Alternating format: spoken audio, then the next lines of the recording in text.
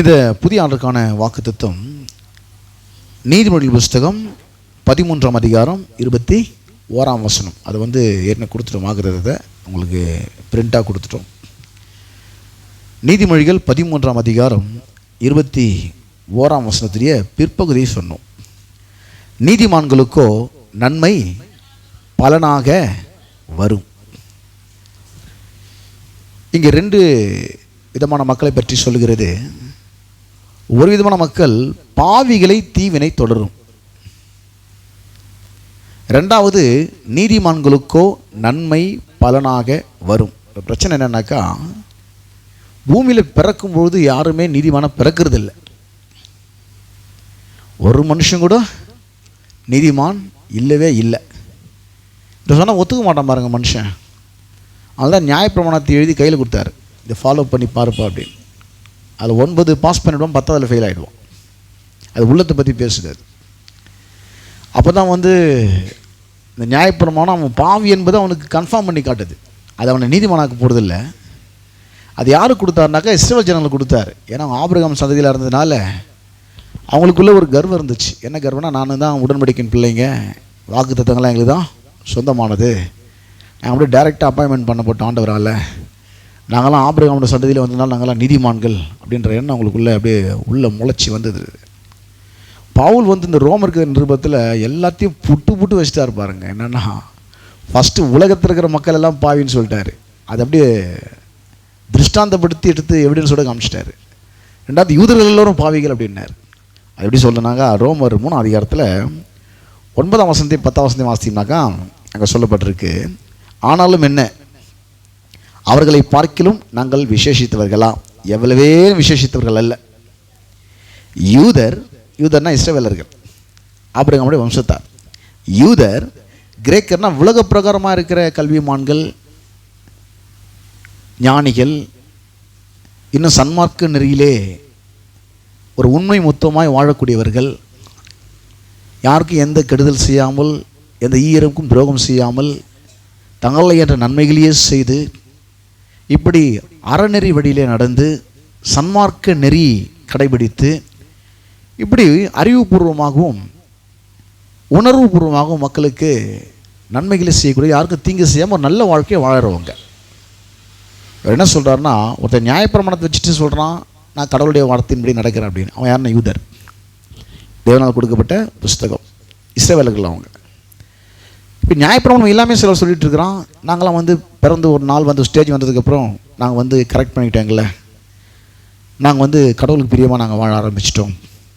ஆக நாங்கள் யாருக்கும் எந்த கெடுதலும் செய்கிறதில்லை, எந்த பாவ எண்ணங்கள்லாம் விட்டு தொலைச்சிட்டோம், எந்த விதமான பாவத்தையும் நாங்கள் செய்கிறதில்லை, செயலில் நாங்கள் செய்கிறதில்லை, தவறான எண்ணங்களுக்கு நாங்கள் இடம் கொடுக்குறதில்லை. ஆக நாங்கள் ஒரு பக்தி மார்க்கத்தில் நாங்கள் நடக்கிறோம் அப்படின்னு சொல்லி இன்னொரு கூட்டம் ஒன்று இருக்குது. பவுல் என்ன பண்ணுற, 2 கூட்டத்தையும் பாவின்னு சொல்லி ப்ரூஃப் பண்ணிட்டார். யூதர்களும் பாவிகள், கிரேக்கர்களும் பாவிகள் சொல்லி அப்படியே திருஷ்டாந்தப்படுத்தி ப்ரூஃப் பண்ணிட்டார். அதுதான் அந்த வசனம் சொல்லுது, ஆனாலும் என்ன, அவர்களை பார்க்கிலும் எங்களை ஒன்றும் ஸ்பெஷலாக நினச்ச பிறகு நாங்களும் பாவி தான் சொல்கிறார் அவருக்கு. யூதர்களும் பாவி தான், உலகத்தில் இருக்கிற மொத்த மக்களும் பாவி தான், நாங்களும் பாவி தான்.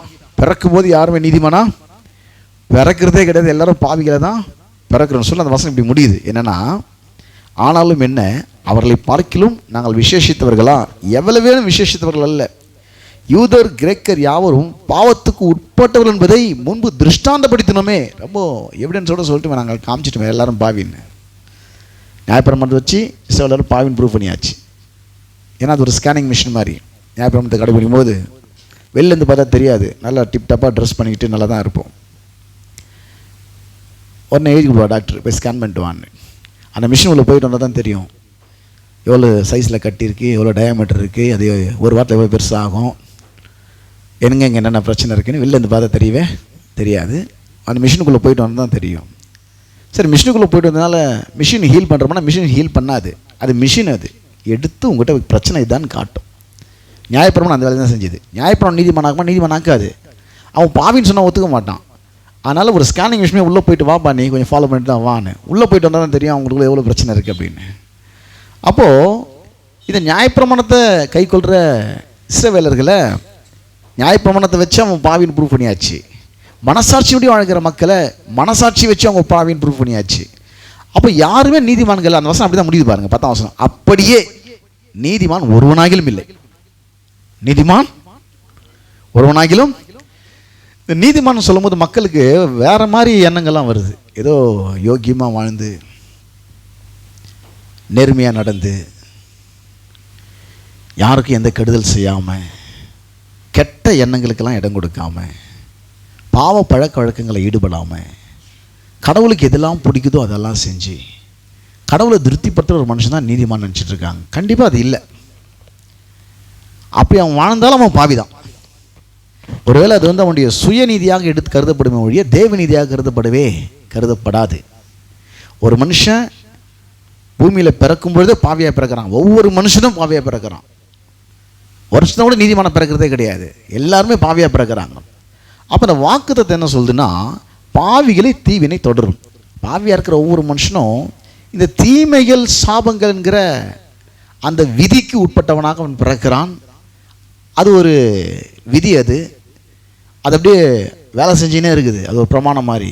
அவங்க வாழ்க்கையில் நல்லவர்களாக இருந்தாலும், படித்தவர்களாக இருந்தாலும், சன்மார்க்கலாக இருந்தாலும், அவங்க திறமைசாலிகளாக இருந்தாலும், அறிவாளிகளாக இருந்தாலும், பட்டதாரிகளாக இருந்தாலும், அதிகாரம் படைத்தவர்களாக இருந்தாலும், பெரிய பெரிய செல்வாக்கில் இருந்தாலும், பதவியில் இருந்தாலும் அவங்க பாவிகளாகவே இருக்கிறாங்க. ஒரு நல்லவர்களாக இருக்கலாம், ஆனால் பாவிகளாக இருக்கிறாங்க. பாவம் செஞ்சாலும் பாவி தான், பாவம் செய்யலனாலும் பாவி தான். இது ரொம்ப புட்டு வைக்கணும்னா எப்படி சொல்லணும்னாக்கா, பாவியில் வந்து ஃபஸ்ட் கிளாஸ் பாவி, செகண்ட் கிளாஸ் பாவிலாம் கிடையாது. ஒரு பாவமும் செய்யலன்னு ஒரு பாவி தான். எல்லா பாவத்தையும் செஞ்சுட்டாலும் ஒரு பாவி தான். ஒரே ஒரு பாவம் கூட செய்யலைங்க, ஒரு பாவி தான். என்னுடைய லாங்குவேஜில் சொன்னால் அவர் எப்படி சொல்லணும்னா, அவர் அப்பாவின்னு சொல்லுவேன். நரகத்தான் போவார் அவர். நினச்சிக்கலாம் நான் ஒரு பாவம் கூட செய்யலைன்னு. பாவின்ற வார்த்தைக்கு பைபிளோட அர்த்தம் என்னன்னாக்கா, அவன் பாவம் செய்கிறானா செய்யலையானதை வச்சு பாவின்னு சொல்லலை. இந்த பூமியில் பிறக்கும்போது தேவனோடு கூட தொடர்பு கொள்ள முடியாத ஒரு நிலையில் அவன் பிறந்திருக்கிறான். எல்லாரோட கான்டாக்ட் பண்ண முடியும், நண்பர்களோடு கூட பேசி பழகி சஞ்சரிக்க முடியும், உற்றார் உடையவர்களோடு பேசி பழகி உறவாட முடியும், தான் சந்திக்கிற எல்லா மனிதர்களும் அவனு பேசி பழகி நட்பு பாராட்ட முடியும். ஆனால் கடவுள் வர விஷயத்தில் அவனுக்கு ஒரு டிஸ்டன்ஸ் கீப் பண்ண ஆரம்பிச்சிடான். ஒரு அப்பா கிட்ட பேசுகிற மாதிரி பேச முடியல, ஒரு ஃப்ரெண்டு கிட்ட பேசுகிற மாதிரி பேச முடியல. ஏன்னா அவன் பாவின்னு அவனுக்கு தெரியுது. கடவுளோடு கூட பேசக்கூடிய அந்த நிலையை அவன் இழந்திருக்கிறான் பாருங்க. இது ஒரு மனுஷன் வந்து சம்பாதிக்கவே முடியாது. இந்த நீதிமான்ற அந்த பட்டத்தை சம்பாதிக்கவே முடியாது, ஆனால் பெற்றுக்கொள்ள முடியாது. எந்த மனுஷனும் சம்பாதிக்க முடியாது. அது இதை சம்பாதிக்க முயற்சி செஞ்சால் ஃபெயிலியர் ஆகிடும். அப்படி தான் பார்த்தீங்கன்னா லூக்கா சுவிசேஷத்தில் அப்படி வாசிக்கான மேலோட்டமாக சொல்லிடுறேன். 18ஆம் அதிகாரத்தில் 10லேருந்து 14 வரைக்கும் ஒரு 2 பேர் சர்ச்சைக்கு வருவாங்க தேவாலயத்துக்கு. ஒருத்தன் பரிசேயன். அவன் என்ன பண்ணுறான்னு பார்த்தீங்கன்னாக்கா, அவன் ஜெபம் பண்ணுறான். ஆண்டவரே, நான் பரிகாரர், அநியாயக்காரர், விபச்சாரக்காரர் ஆகிய மற்ற மனுஷரை போலவும் இங்கே ஒருத்தன் எல்லாத்தையும் பண்ணிட்டு வந்து நிற்கிறானே, இந்த ஆயக்காரனை போலவும் இராததினால் நல்ல வாழ்க்கை வாழ்ந்துட்டு இருக்கிறேன், அதுக்காக உங்களுக்கு ஸ்தோத்திரம்னா. ரெண்டாவது, முதல்ல எப்படி வாழலன்னு சொன்னான். ரெண்டாவது இப்போ எப்படி வாழறான்னு சொல்லிட்டு இருக்கிறான். வாரத்தில் 2 நாள் ஃபாஸ்டிங் போட்டுறேன்ட்டான். தசமபாகத்தை நான் கரெக்டாக கொடுத்துட்றேன்ட்டான். வாரத்தில் 2 தினம் உபவாசிக்கிறேன், சம்பாதித்தெல்லாம் தசபாகம் செலுத்துகிறேன் என்று தனக்குள்ளே ஜெபம் பண்ணானான். இந்த ஆயக்காரன் பார்த்தீங்கன்னா இதில் கொஞ்சம் கூட தேர மாட்டான். அவன் என்ன பண்ண, கண்கள் கூட வானத்துக்கு எடுக்க துணியாமல் அப்படியே தன் மார்பில் அடித்து கொண்டு, தேவனே பாவியாகி என் மேல் கிருபையாக இருந்தான். அவர் சொல்கிறாரு, அவன் அல்ல, இவனே. அங்கே நீதிமான்ற டெஸ்ட்டில் யார் பாஸ் ஆகிறாங்கனாக்கா, எவன் தன்னை பாவின்னு ஒழுங்காக ஒத்துக்கிறான் அவனை தான் நீதிமான் ஆகிறான்.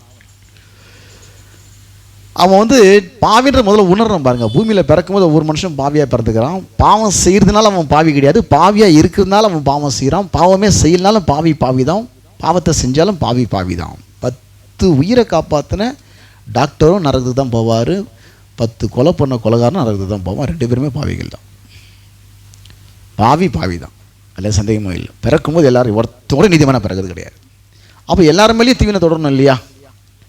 அந்த வசனப்படி பார்த்தா பாவிகளை தீவினை தொடரும். இப்போ வாக்குத்து வாசிப்போம். நீதிமன்றம் 13:21. நீதிமான்களுக்கோ நன்மை, ஒருத்தன் கூட நீதிமான். அப்போ யாருக்குமே நன்மை வரதுக்கு சான்ஸே இல்லையே. நீங்கள் சொல்கிற மாதிரி பார்த்தா எப்படி நன்மை வரும் அப்படின்னாக்கா, இந்த நீதிமானா நீதியாக வாழ்ந்து நீதியை நிலைநாட்டி நீதிமானாகவே முடியாது. ஆனால் ஒட்டுமொத்த மக்களும் பாவிகளாக இருக்கிறாங்க.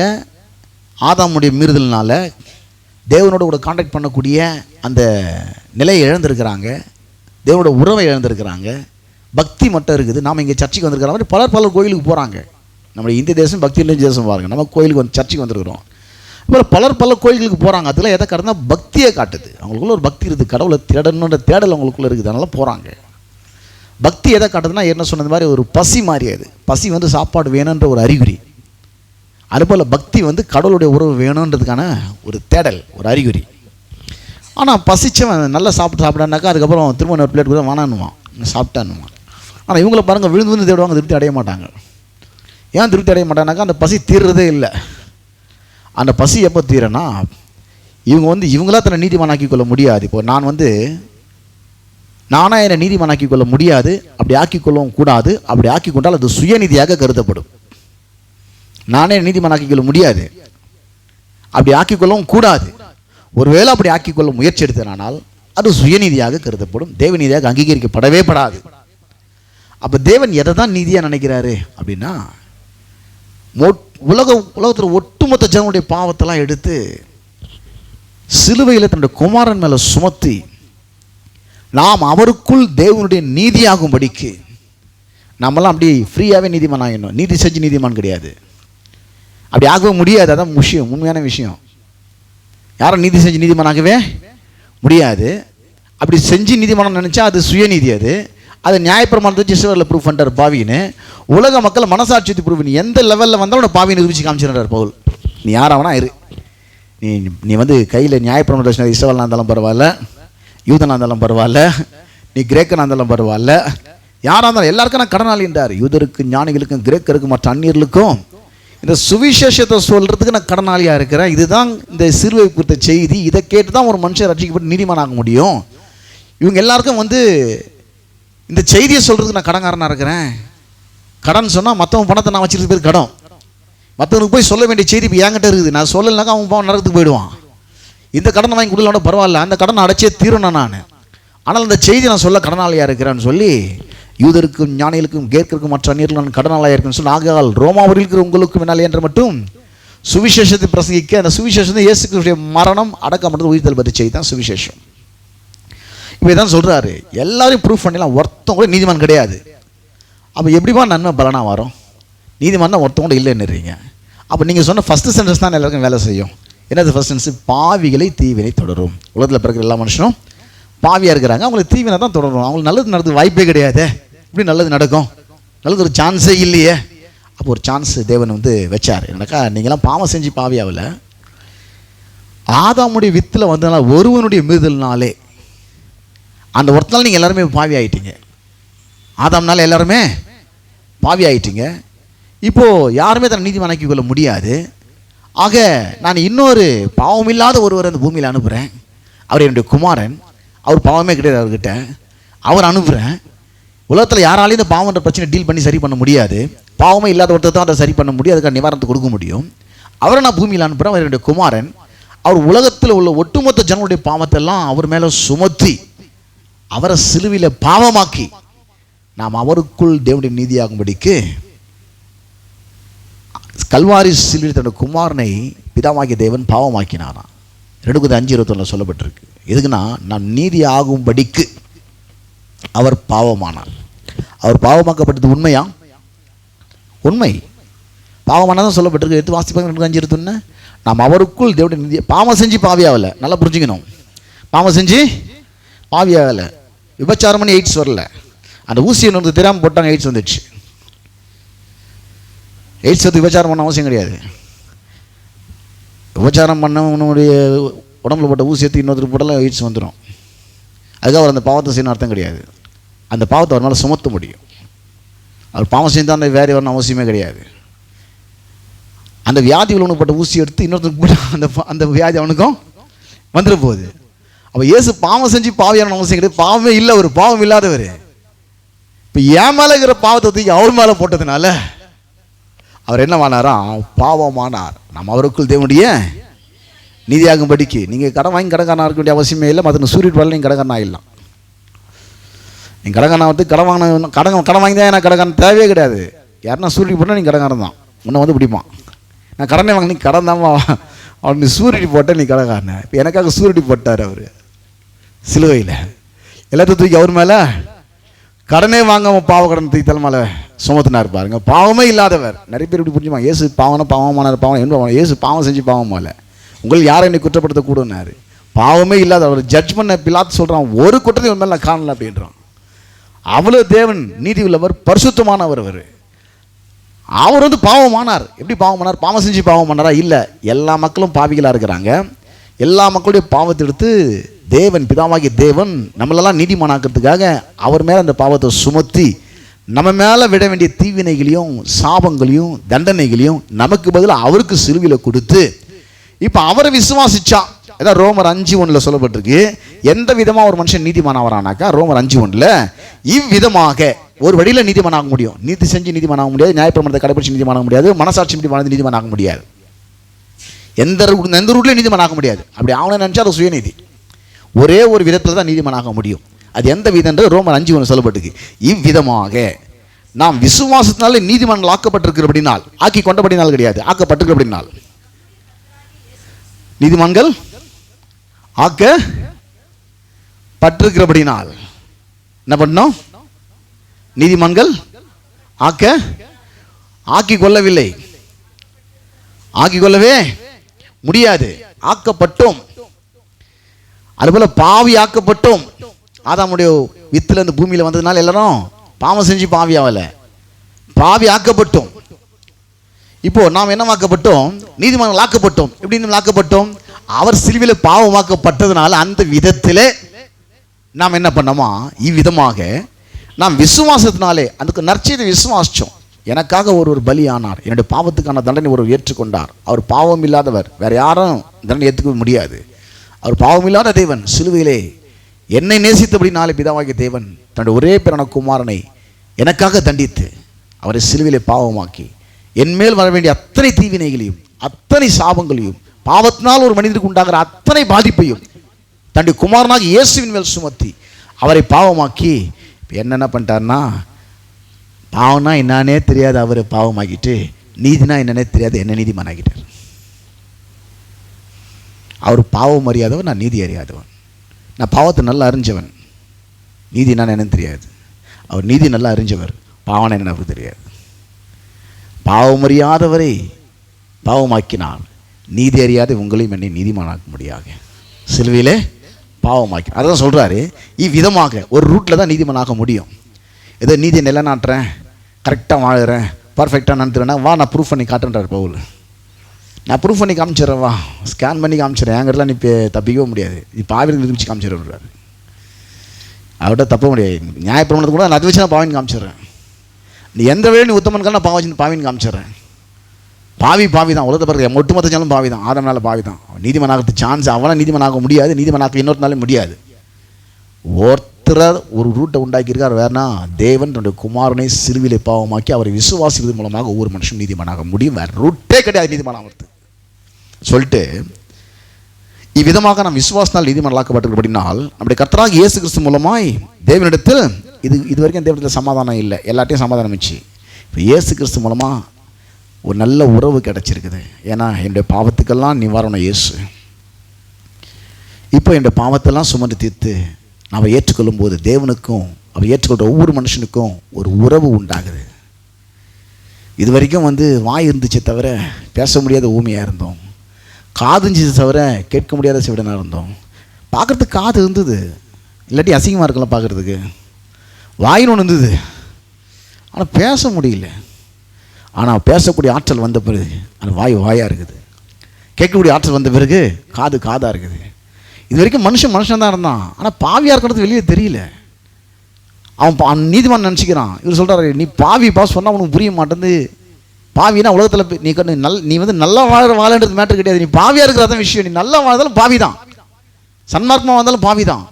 நீ பாவம் செஞ்சால் தான் பாவி கிடையாது, பாவத்தை செஞ்சினாலும் செய்யலாலும் பாவி தான். இல்லைங்க அவர் 100 கொலை பண்ணிட்டா, நான் 1 கொலை கூட பண்ணலங்க, 100 பேரை காப்பாற்று பாவி தாங்க. நீங்கள் சொன்னால் அவங்க ஏற்றுக்க மாட்டாங்க பாருங்கள். 100 கொலை பண்ணவனை நீ என் லிஸ்ட்டில் வச்சுட்டு, ஆமாங்க அவர் ஃபஸ்ட் கிளாஸ் பாவி செகண்ட் கிளாஸ் பாவிலாம் கிடையாது, பாவினா எல்லோரும் பாவி தான். அவர் ஃபஸ்ட் கிளாஸ் கொடுத்துருவாங்க, செகண்ட் கிளாஸ் எல்லோரும் பாவினா பாவி தான். அதில் ஃபஸ்ட் கிளாஸ் செகண்ட் கிளாஸ்லாம் நீ 100 பேருக்கு 100 உயிரை காப்பாற்றினாலும் நீ பாவி தான். அவன் 100 கொலை பண்ணியிருந்தாலும் அவன் பாவி தான். பாவி தான், 2 பேருமே நரகம் தான் போக போகிறீங்க. அப்போ என்னங்க ரூட்டு? ஒரே ஒரு ரூட்டு. இதை உன் பிரச்சனை உன்னால் டீல் பண்ண முடியாது, சால்வ் பண்ண முடியாது. ஒருத்தர் உனக்காக அதை செஞ்சுருக்கிறார், கிரயத்தை கொடுத்துருக்கிறார், அவர் தான் அதுக்கு வழி. அப்படி சொல்லிட்டு ரோமர் 5:8-9 வாசிக்கிறமா இருக்கு.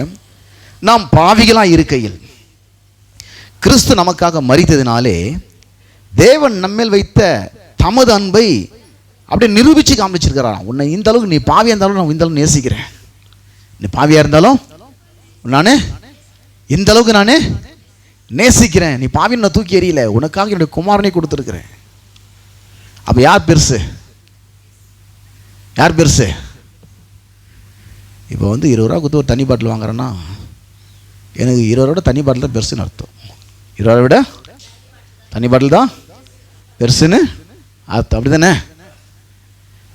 33 ரூபா கொடுத்து ஒரு பால் பாக்கெட் வாங்குறேன்னா 33 ரூபாவோட பால் பாக்கெட் தான் பெருசுன்னு அர்த்தம்.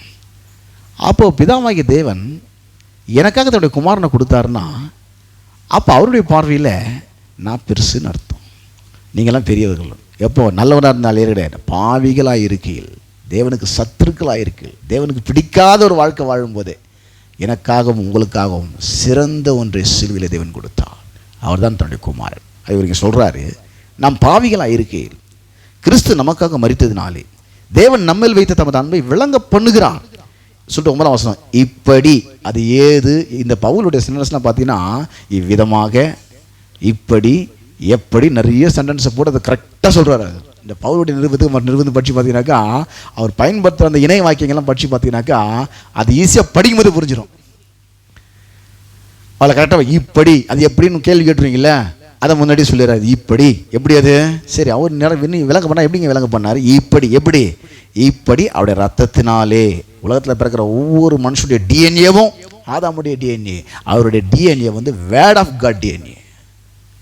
டிஎன்ஏ வார்த்தை மாம்சமானது, அது பாவமே இருக்க முடியாது. அந்த ரத்தம் பாவம் இல்லாத ரத்தம், அது ஒன்று தான் பாவத்தை போக்க முடியும். எப்படிங்க பாவம் போவோம்? இப்படி தான் பாவம் போவோம். இல்லைங்க நான் கால் கடுக்க நடந்து கடந்தவன் கடந்து நேர்ந்து கொண்டு என்ன நானே வருத்துக்கிட்டு சாப்பிடாம இருந்து தான தர்மம் பண்ணி வாரி வாரி கொடுத்து அதெல்லாம் செஞ்ச பாவிதான். இதுதான் நீதிமானாக்கும்.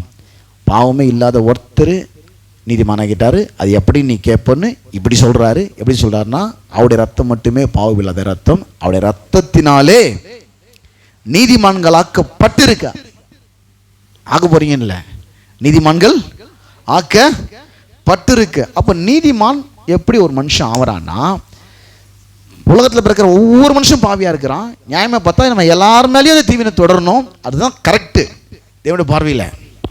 ஆனால் தேவன் இதில் தப்பிச்சு ஒரு ஆப்ஷனை வச்சார். என்ன ஆப்ஷன்னா, உலகத்தில் ஒட்டுமொத்த ஜனங்களும் பாவிகளாக இருக்கும், ஒட்டுமொத்த மக்கள் மேலே தீவியங்கள் தான் இருக்குது. நல்லது வரதுக்கு வாய்ப்பே நடக்கிறதுக்கு வாய்ப்பே கிடையாது. ஆனால் இவங்க வாழ்க்கையில் நல்லது நடக்கணும், நன்மைகள் வரத்துக்கு ஒரு வழியை நான் உண்டாக்குறேன்னு சொல்லிட்டு இப்போ வாக்குறுதி வாசிங்க. நீதிமொழி 13:21. பாவிகளை தீவினை தொடரும். பூமியில் பிறந்து இது வரைக்கும் தேவனை இயேசு கிறிஸ்து தான் உன்னுடைய பாவத்துக்கான நிவாரணமாக இருக்கார், பாவ பரிகாரமாக இருக்கார். அவர் சொல்கிறாரு, நீ உன்னுடைய உள்ளத்தை திறந்து இயேசுவே நான் பாவி என்பதை ஒத்துக்கொள்கிறேன், என் உள்ளத்தில் வாரும் என்று ஒரே வார்த்தை சொல்லிட்டுனா நீ தேவனுடைய பிள்ளையாகிடலாம், நீதிமான் ஆகிடலாம். வேறு சான்ஸே கிடையாது, ஆப்ஷன் இல்லை நீதிமான் ஆகிறதுக்கு.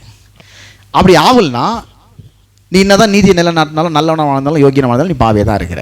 குழப்பம் வந்துடும் மக்களுக்கு. என்னப்பா கெட்டவெல்லாம் அநியாயம் பண்ணுறவெல்லாம் அக்கிரமம் பண்ணுறவெல்லாம் நல்லா இருக்கிறானே, நான் என்ன நல்லது தானே பண்ணிட்டு இருக்கிறேன், எனக்கு ஏன் இவ்வளோ பிரச்சனை? அவனும் பாவி தான், நீயும் பாவி தான்.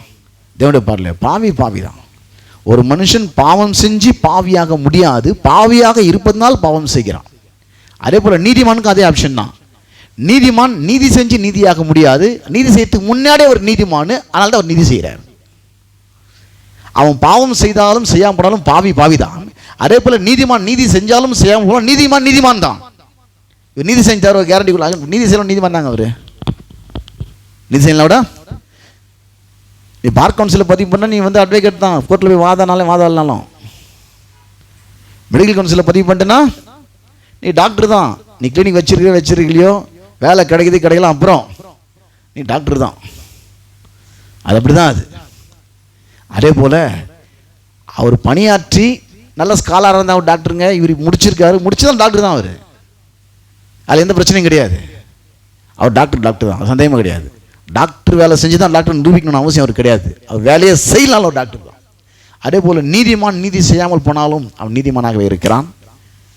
ஒரு பாவி பாவம் செய்யாமல் போனாலும் அவன் பாவியாக இருக்கிறான். ஒரு பாவி நீதி செய்வதனால் அவன் நீதிமானாக கருதப்படுவதில்லை, அது சுயநீதியாக கருதப்படுகிறது. ஒரு நீதிமான் பாவம் செய்தாலும் அவன் பாவியாக கருதப்படவில்லை, அவன் பாவம் செய்துவிட்டு ஒரு நீதிமானாக இருக்கிறான். இதுக்காண்டி சரியாக விலங்கெல்லாம் மக்களுக்கு தாறுமாறான குழப்பங்கள் வரும் பாருங்க. குற்ற உணர்வு அப்படியே போய் டம் பண்ண நீதிமான் பாவம் செய்யும்போது. ஒரு பாவி பாவம் செய்தாலும் பாவியாக்கி இருக்கிறது இல்லை, அவன் நீதிமானாகவே இருக்கிறான்.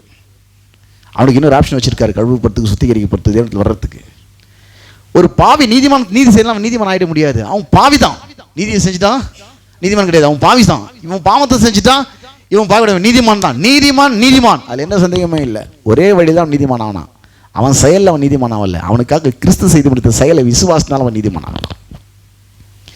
இப்போ சொல்றாரு, இப்போ வாசிங்க. பாவிகளை தீவினை தொடரும். பாவிகளை தொடருமா? தீவினை தொடரும். நீதிமான்களுக்கோ நன்மை எதன் பலனாக வரும்? இவர் நல்லா ஜெபம் பண்ணுறாரு, அதனால் இவருக்கு நீதிக்கு நல்ல நன்மை கொடுத்துடலாம். இவர் நல்லா உபவாசம் போட்டார், இவருக்கு நன்மை கொடுத்துடலாம். இவர் எந்த பரிசுத்தமாக வாழ்ந்துட்டார், பாவமே செய்யலை, அதனால் இவர் நன்மை கொடுத்துடலாம். இவர் நல்லா கரெக்டாக சர்ச்சுக்கு வந்துடுறாரு, காணிக்கெல்லாம் ஒழுங்காக கொடுத்துட்றாரு, நல்ல ஊழியம் செய்கிறாரு. இவர் நல்ல பிரசங்கம் வர, இவருக்கு ஒரு ஆட்டுறதுக்கு ஒரு ஸ்டூல் வேறு, ஒரு சேர் வேறு, அதில் புல்ஃபீட் வேறு, அதனால் இவருக்கு இதெல்லாம் கொடுத்துடலாம். இவருக்கு சுற்றி பிரசங்கம் பண்ணார் போல் இவர் கொடுத்துடலாம் அப்படின்றதுனால நீதிமான் கிடையாது. நீதி செய்யறதுனால கிடையாது, அதன் பலனாக எதுவும் வர்றதில்லை. நான் எதை செய்யறனோ அதன் பலனாக எனக்கு எதுவுமே வர்றதில்லை. கிறிஸ்து சிலுவையில் எதை செஞ்சிருக்கிறாரோ அதன் பலனாகத்தான் எனக்கு எல்லாமே வருகிறது. கிறிஸ்து எனக்காக சிலுவையிலே என்னுடைய மிருதல் நிமித்தம் கல்வாரி சிலுவர் காயப்பட்டார். ஆனால் இப்போ எனக்கு சௌக்கியத்தையும் ஆரோக்கியத்தை உண்டாக்கி என்னுடைய காயங்களை ஆற்றுகிறார். என்னுடைய அக்கிரமத்தும் கல்வாரி சிலுவை அவர் நொறுக்கப்பட்டார். எனக்கு சமாதானத்தை உண்டு பண்ணக்கூடிய ஆக்கினை கல்வாரி சிலுவை அவர் மேல் விழுந்தது. அவருடைய தழும்புகளால் நான் சுகமாயிருக்கிறேன். கிறிஸ்து என்னுடைய எல்லா பாவத்துக்கான தண்டனை ஏற்றுக்கொண்டதுனால அதனுடைய பலனை நான் அனுபவிக்கிறேன். அதனுடைய பலனை அதான் சுதந்திரவாளி. யார் நான்? நீங்களாம் யார் இயேசு ஏற்றுக்கொடுங்களா? சுதந்திரவாளினா அர்த்தம் நாரவாயம் சம்பாரிச்சு நல்ல வாயம் சாப்பிடுவான்னு அர்த்தம். அதை மாற்றி சொல்லுவாங்க, பாவம் நல்ல வாயம் சம்பாரிச்சு நாரவாயம் சாப்பிட்றான்னு. ஆனால் உண்மை அது கிடையாது. நாரவாயனா காலையில் ஏந்து பல்லு கூட வளர்க்க மறையும் வரும் வாங்கிட்டு வேலைக்கு போவான் தகப்பேன். இது 10 மணிக்கு 12 மணிக்கு ஏந்துக்கும். எது நல்லா பல்லை வளைக்கிட்டு வீட்டில் உட்காந்து சாப்பிட்டுன்னு இருக்கும். அவன் பாவம் பல்லு வளர்க்காமல் போயிட்டு காலையில் என்ன பண்ணான், சம்பாஷணை போட்டுட்டான். இவன் காலையில் எழுந்து ஒன்றுமே வேலை செய்யாமல் நல்லா குளிச்சுட்டு நல்லா டிப்டப்பாக ட்ரெஸ் பண்ணிட்டு உட்காந்து நல்லா சாப்பிட்டு போவான். அவன் சம்பாரிச்சவன் யார்? நாரவாயன். இவன் யார்? நல்ல வாயன். அப்போ என்ன பண்ணாரா இயேசு, என் பாவத்தெல்லாம் அவ்வளோ நாற்றம் அடிக்குது, என்னுடைய பாவம் அநியாயம் பயங்கரமான பாவ சகத்தில் கிடந்தோம். இந்த நாற்றத்தெல்லாம் அவர் ஏற்றுக்குன்னு அதை நான் விசுவாசிக்கிறதுனால இப்போ எனக்கு என்ன ஆச்சுனாக்கா நான் சாப்பிட்டுன்னு இருக்கிறேன். அதாவது எப்படின்னாக்கா நான் அது சம்பாதிக்கல, ஆனால் அனுபவிச்சுட்டு இருக்கிறேன். ஒருத்தர் உயிர் எழுதி வைக்கிறாரு, பெரிய செல்வந்தர். ஆனால் அவர் உயிராக இருக்கிறவங்க இவன் அனுபவிக்க முடியாது. அவர் எப்போ மண்டையை போடுறாரோ செத்துடுறாரோ அதுலேருந்து இந்த உயிருக்கு உயிர் வந்துடும், இவன் அனுபவிச்சிருவான் அதை. ஆனால் இவன் சம்பாரிச்சானா? கிடையாது. சம்பாரிச்சது அவரு எழுதி வச்சதுனால.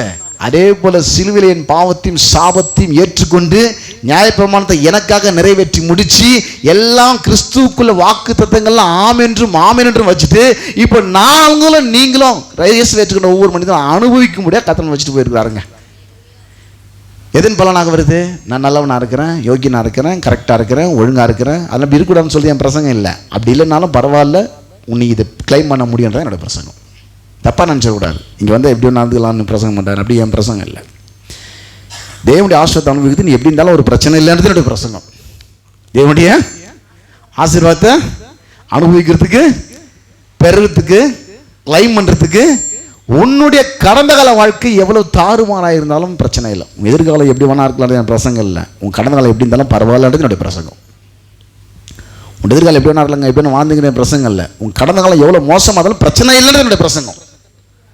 அதை இதை கரெக்டாக சொல்ல மக்கள் தப்பாக விளங்குவாங்க பாருங்கள். இந்த சபைக்கு எப்படி வேணா இருக்கலாம்னு சொல்லிக்கிறாங்க பொழுது, யார் வேணா எப்படி வேணா வாழ்ந்துக்கலாம், எல்லாம் கட்சின்னு சொல்லிக்கிறாங்க போது மிஸ் அண்டர்ஸ்டாண்ட் பண்ணிடுவாங்க. அப்படி இல்லை, நீ எப்படிலாம் இருந்தாலும் அது கிடைக்காதுன்றது என்னோடய பிரசங்கம். அப்படி அதை வாங்க முடியாது, அது ரூட்டே கிடையாது அப்படி வாங்குறதுக்கு. அதெல்லாம் வேற ஒரு காரியத்தை கொடுக்கப்பட்டது. ஜபத்தில் தரித்திருக்கிறது, உபவாசம் இருக்குது, தேவ சமூகத்துக்குலாம் நம்ம இன்னும் வந்து ஸ்பிரிச்சுவல் அர்த்தத்தை லெவலுக்கு பொறுத்தே கொடுக்கப்பட்டிருக்கிறது. தேவனுடைய ஆசீர்வாதத்தை கிளைம் பண்ணுறதுக்கு நீங்கள் செஞ்சு எதையுமே வாங்க முடியாது. தேவன் சிலுவையில் செஞ்சுருக்கிறாரு. அந்த விதத்தில் நமக்கு எல்லாமே வருது. அப்போ நீங்கள் ஒரு கேள்வி கேட்கலாம், சரி அப்படின்னா என்ன வந்திருக்கணும் ஐயா நீங்கள் சொல்கிற மாதிரி பார்த்தா? இது மாதிரி இவ்வளோ தெளிவாக சொல்கிறீங்களே, எவ்வளோ கிறிஸ்தவன் பாவம் கஷ்டப்பட்டுன்னு இருக்கிறான், குறைஞ்ச வருமானத்தை சம்பாதிச்சுட்டு இருக்கிறான், எவ்வளோ நோய் நொடியில் இருக்கிறான், எவ்வளோ கிறிஸ்தவங்க பாவம் வாழ்க்கையில் சமாதானம் இல்லாமல் இருக்கிறாங்க, எவ்வளோ பேர் படிச்சுட்டு வேலை இல்லாமல் இருக்கிறாங்க, எவ்வளோ பேர் வேலை கிடச்சி சம்பளம் ஒழுங்காக வர்றதில்ல, கம்மி சம்பளம் வாங்கிட்டு இருக்கிறாங்க, எவ்வளோ பேர் வேலையில் நிறைய பிரச்சனை பாவம் அவங்களால சமாளிக்க முடியல. கிறிஸ்தவ வாழ்க்கையில் நிறைய பிரச்சனைகள் இருக்குது. நீங்கள் சொல்கிற மாதிரி பார்த்தா நல்லா இருந்திருக்கணுமே, நல்லா இல்லையே. ஏன் வாழ்க்கையில் நீ சொல்கிற மாதிரி பார்த்தா கரெக்டாக இருந்திருக்கணும், ஆனால் கரெக்டாக இல்லை. இப்போ அதுதான் கேள்வி எனக்கு. இப்போ அதுக்கு பதிலாக சொல்கிறேன். ஒரு 3 பாயிண்ட் என்னென்னா, ரட்சிக்கப்பட்டிருக்கிற நாம் மனம் திரும்பி தான் ரட்சிக்கப்பட்ட கரெக்டு தான். மனம் என்பது ஒவ்வொரு நாளும் மறுரூபமாகக்கூடியது. மனம் என்பது மைண்ட் ரெனிவேஷன் ஆகக்கூடியது. நீங்கள் இந்த உலகத்துக்கு ஏற்ற மாதிரி நீங்கள் வாழ்ந்துட போகிறீங்க, ஒத்த வேஷம் தரிச்சிட்டு போகிறீங்க, தாத்தா மாதிரி ட்ரெஸ் போட்டனால நீ தாத்தா கிடையாது, நீ கிறிஸ்மஸ் தாத்தா. உன்னை மற்றவங்க தாத்தாவோட நினச்சிக்கலாம். அதுபோல் உலகத்தார் மாதிரி நீ எந்த வேஷம் போட்டுருக்கிற, உனக்கு ஒரு ரூட் இருக்குது. தேவனுடைய வார்த்தை கேட்டு நீ மனதை மறுரூபமாக்கி என்ன பண்ணோம், அதை நீ வாழ்க்கையில் நீ கொண்டு வரணும். அதை கொண்டு வரக்கூடிய ஆற்றல் உனக்கு உண்டு. கொண்டு வரக்கூடிய ஆற்றல் உனக்கு உண்டு. உன்னை எதுவுமே பண்ண முடியாது. உன் தன்மையே வேறு, உன்னோட டிஎன்ஏவே வேறு, உன்னை எதுவுமே பண்ண முடியாது. அப்போ என்ன பண்ணணும், நீ மனம் திரும்பணும். என்னையா நான் பாவமாக செஞ்சிட்ருக்கேன், மனம் திரும்புறது. பாவம் செய்த பற்றி சொல்லலை. ரட்சிக்கப்பட்டிருக்கிற நீங்கள், உங்களுக்காக தேவனுடைய வார்த்தை ஒன்று இருக்கிறது. எல்லாம் உங்களுக்கு ஆயத்தம் பண்ணி தேவன் வைத்திருக்கிறார். எல்லாத்தையும் உங்கள் ஆவிக்குரிய வாழ்க்கைக்கு, ஆத்மா வாழ்க்கைக்கு, சரீர வாழ்க்கைக்கு, குடும்ப வாழ்க்கைக்கு, பொருளாதார வாழ்க்கைக்கு, ஊழியத்துக்கு, எல்லாத்துக்கும், ஜீவனுக்கும், தேவபக்திக்கும் வேண்டிய எல்லாத்தையும் ரெடி பண்ணி வச்சிட்டார் அவர். வச்சுட்டு இதுக்கு நேரம் மனதை திருப்புன்றார். இதுக்கு நேரம் உன் மனதை திருப்பி என்ன பண்ணணும்? மனம் எப்படி மனம் திரும்புறது? மனம் திரும்புதுன்னா கர்த்தருடைய வார்த்தையை காதில் கேளு, அதுதான் மனம் திரும்புறது. கர்த்தருடைய வார்த்தையை காதில் கேளு, அதுதான் மனம் திரும்புறது. அதை சொல்கிறேன் பாருங்கள், வசனமாக வாசிக்கிறேன், வசனம் புரியும். அது மனம் திரும்பி கர்த்தருடைய வார்த்தையை கேட்கும்போது அதன் பலனாக நம்ம ஏசு எல்லாத்தையும் எல்லாத்தையும் கொடுத்துட்டாரு. இப்போ நமக்கு அனுபவிக்க முடியல. என்ன பண்ண முடியல? அனுபவிக்க என்ன பிரச்சனை? நான் எனக்கு என்னோட தரித்திரத்தை அவர் சிலுவையில் சுமந்து தீர்த்துட்டாங்க. நான் இன்னும் ஒரு வீடு வாங்கலை, ஒரு கார் வாங்கலை, இன்னும் எனக்கு பிள்ளைங்களுக்கு ஒன்றும் கோடிக்கணக்கில் சேர்த்து வைக்கல, என்னென்ன ஒன்றும் புரியல. இன்னும் நோய்கள்லாம் சிலுவையில் சுமந்து தீர்த்துட்டாங்க. போய் டெஸ்ட் பண்ண பிபி இருக்குது, சுகர் இருக்குன்னு தான் சொல்லிட்டு இருக்கிறாங்க எல்லாரும். டாக்டர் ரிப்போர்ட் அப்படி தான் வருது. இன்னும் ஸ்கேன் பண்ணி பார்த்தா நிறைய விஷயங்களை சொல்கிறாங்க, போகிறதுக்கு பயமாக இருக்குது. ஆனால் அவர் சிலுவையில் நோயெல்லாம் சுமந்து தீர்த்தா அவருடைய தழும்புகளால் குணமானீர்கள்னு பைபிள் சொல்லிட்டு. ஆனால் எனக்கும் அதுக்கும் கொஞ்சம் கூட சம்மந்தம் இல்லாமல் இருக்குது. அதுக்கு என்ன சம்மந்தம்னாக்கா, உன் மனதை கொஞ்சம் கரெக்ட் பண்ணால் அது உனக்கு வந்துடும்னு சொல்கிறாரு. மனதை கரெக்ட் பண்ணால் இந்த மனம், மைண்டு, ரட்சிக்கப்பட்ட மனிதனுடைய மனம் 2 இடத்துலேருந்து தகவலை பெறக்கூடியது. ஒன்று சென்ஸ் நாலேஜ் மூலமா அது செய்திகளை உள்வாங்கிக்கும், இன்னொன்று தேவனுடைய வார்த்தையின் மூலமாக அது செய்திகள் உள்வாங்கிக்கும். மனதில் 2 இடத்துலேருந்து தகவல்களை பெறக்கூடியது. ஏற்கனவே ஒன்று சொல்லிக்க நான் மனது பேசும்போது, இந்த மனம் ஒரு தராசு தட்டில் இருக்கிற ஒரு தராசு முள் போன்று இருக்கிறது. எந்த பக்கம் லோடு அதிகமாகுதோ அந்த பக்கம் அது சாஞ்சிடும். எந்த பக்கம் லோடு அதிகமாகுதோ அந்த பக்கம் அந்த முள் சாஞ்சிடும். நீங்கள் தேவனுடைய வார்த்தையின் பக்கம் திரும்பாமல் சூழ்நிலைகளே பார்த்துக்கிட்டு, உங்களுக்கு இருக்கிற வியாதிகளே பார்த்துட்டு, உங்களுக்கு இருக்கிற பிரச்சனைகளே பார்த்துக்கிட்டு, நீங்கள் அதையே பேசிக்கிட்டு அதோடு சம்பாதிச்சுட்டு அப்படியே இருந்தீங்கன்னாக்கா உங்கள் முள் இந்த பக்கம் தான் திரும்பி இருக்குது, அந்த பக்கம் வரலை. அப்போ இந்த பக்கம் வரணும். அதுக்கு என்ன பண்ணால் லோடு அந்த பக்கம் வைக்கணுன்றார் அவர். அது வைக்கிறதுக்கு என்ன வழின்னா அந்த வசனம் சொல்லுது. உபாகமம் 30:8-10 வாசிப்பாருங்க. நீயோ மனம் திரும்பி கர்த்தரின் சத்தத்துக்கு செவி கொடுத்து நான் இன்று உனக்கு கற்பிக்கிறவருடைய எல்லா கற்பனையின்படியும் செய்வாய், அப்பொழுது உனக்கு நன்மை உண்டாகும்படி. எப்போ காது கொடுத்து வசனத்தை கேட்டேன்னா உனக்கு நன்மை வந்துடும்ன்றார். காது கொடுத்து வசனத்தை கேட்டனா என்ன வருமா? கர்த்தர், அப்பொழுது உனக்கு நன்மை உண்டாகும்படி உன் தேவனாகிய கர்த்தர் உன் கை செய்யும் எல்லா வேலையிலும். இது வரைக்கும் வேலையில் சாபம் இருந்துச்சு, முகத்தின் வேலை ஆரம்பிச்சுன்னு. இப்போ அப்படி கிடையாது, நிறைய வருமானம் வர வச்சுருவார் உனக்கு. உன் கை செய்யும் எல்லா வேலையிலும், உன் கர்ப்பத்தின் கனியிலும் அப்படின்னாக்கா உன் பிள்ளைகள், உன் மிருகஜீவனின் பலனிலும் அப்படின்னா உன் சொத்து. அந்த காலத்தில் இத்தனை 3000 ஆடுகளும் 7,000 ஒட்டகங்களும், எவ்வளோ சொத்து பற்றி வச்சுனா ஒருத்தன் கணக்கு பண்ணாங்களோ ஆளுன்னு, எவ்வளோ பேங்க் பேலன்ஸ், அவர் பேங்கே கிடையாது. அப்போ எவ்வளோ ஆடு மாடு இருக்குது, எவ்வளோ ஒட்டகம், எவ்வளோ கழுதுன்னு வச்சு தான் அவர் எவ்வளோ பெரிய ஆளுன்னு கணக்கு போடுவாங்க. அப்போ மிருகஜீவன் பலனாக்கா அந்த காலத்தில் எவ்வளோ பணம் வச்சுருந்தாங்கன்னு வச்சு தான், சொத்து வச்சு தான் அவங்க எவ்வளோ பெரிய ஆளுன்னு சொல்லுவாங்க. இப்போ நம்ம ஆடு மாடெலாம் வச்சுன்னு இல்லை, நம்ம வந்து நகையாக வச்சுருக்கோம், இல்லை பணமாக வச்சுருக்கிறோம். அப்போ அது என்ன பண்ணுறாரு, பெருகு பணம் செய்கிற பிஸ்னஸை கர்த்தர் ஆஸ்வதிக்கிறாரு. 2வது, உன் கர்ப்பத்தின் கனி, உன் பிள்ளைகள்லாம் ரொம்ப நல்லா இருப்பாங்களாம். 3வது, உன் மிருகஜீவனின் பலனிலும். 4வது, உன் நிலத்தின் கனியிலும். அப்படின்னு என்னோட வாழ்வாதாரம், டெய்லி சம்பாதிக்கிறே ஷோர்ஸ் வாழ்வாதாரம், அதில் உனக்கு பரிபூர்ணம் உண்டாக செய்வார். அது என்னது, நன்மை. அது பேர். அப்போ உனக்கு நன்மை உண்டாகும்படி, உனக்கு நல்லது வரத்துக்காக இதெல்லாம் பண்ணுறாங்க. 10வது வசனம் வாசிக்க. உன் தேவனாகிய கர்த்தருடைய சத்தத்துக்கு செவி கொடுத்து, எல்லாத்தையும் காது கொடுத்துக்கள் தான் சொல்கிறாரு. எல்லாத்துலேயும் காது கொடுத்து கேளு அப்படின்னு அர்த்தம். இயேசுநாதர் பிரசங்கம் பண்ணும்போது அடிக்கடி சொன்ன வார்த்தை தெரியுமா? என்ன சொன்னார்? காதுள்ளவன் கேட்க கடவன்னார். அப்படின்னா காது இல்லாதவனுக்கு பிரசங்கம் பண்ணியிருந்தார்? இல்லை, காதெல்லாம் ஒழுங்காக தான் இருந்துச்சு, கவனம் தாங்க இல்லை.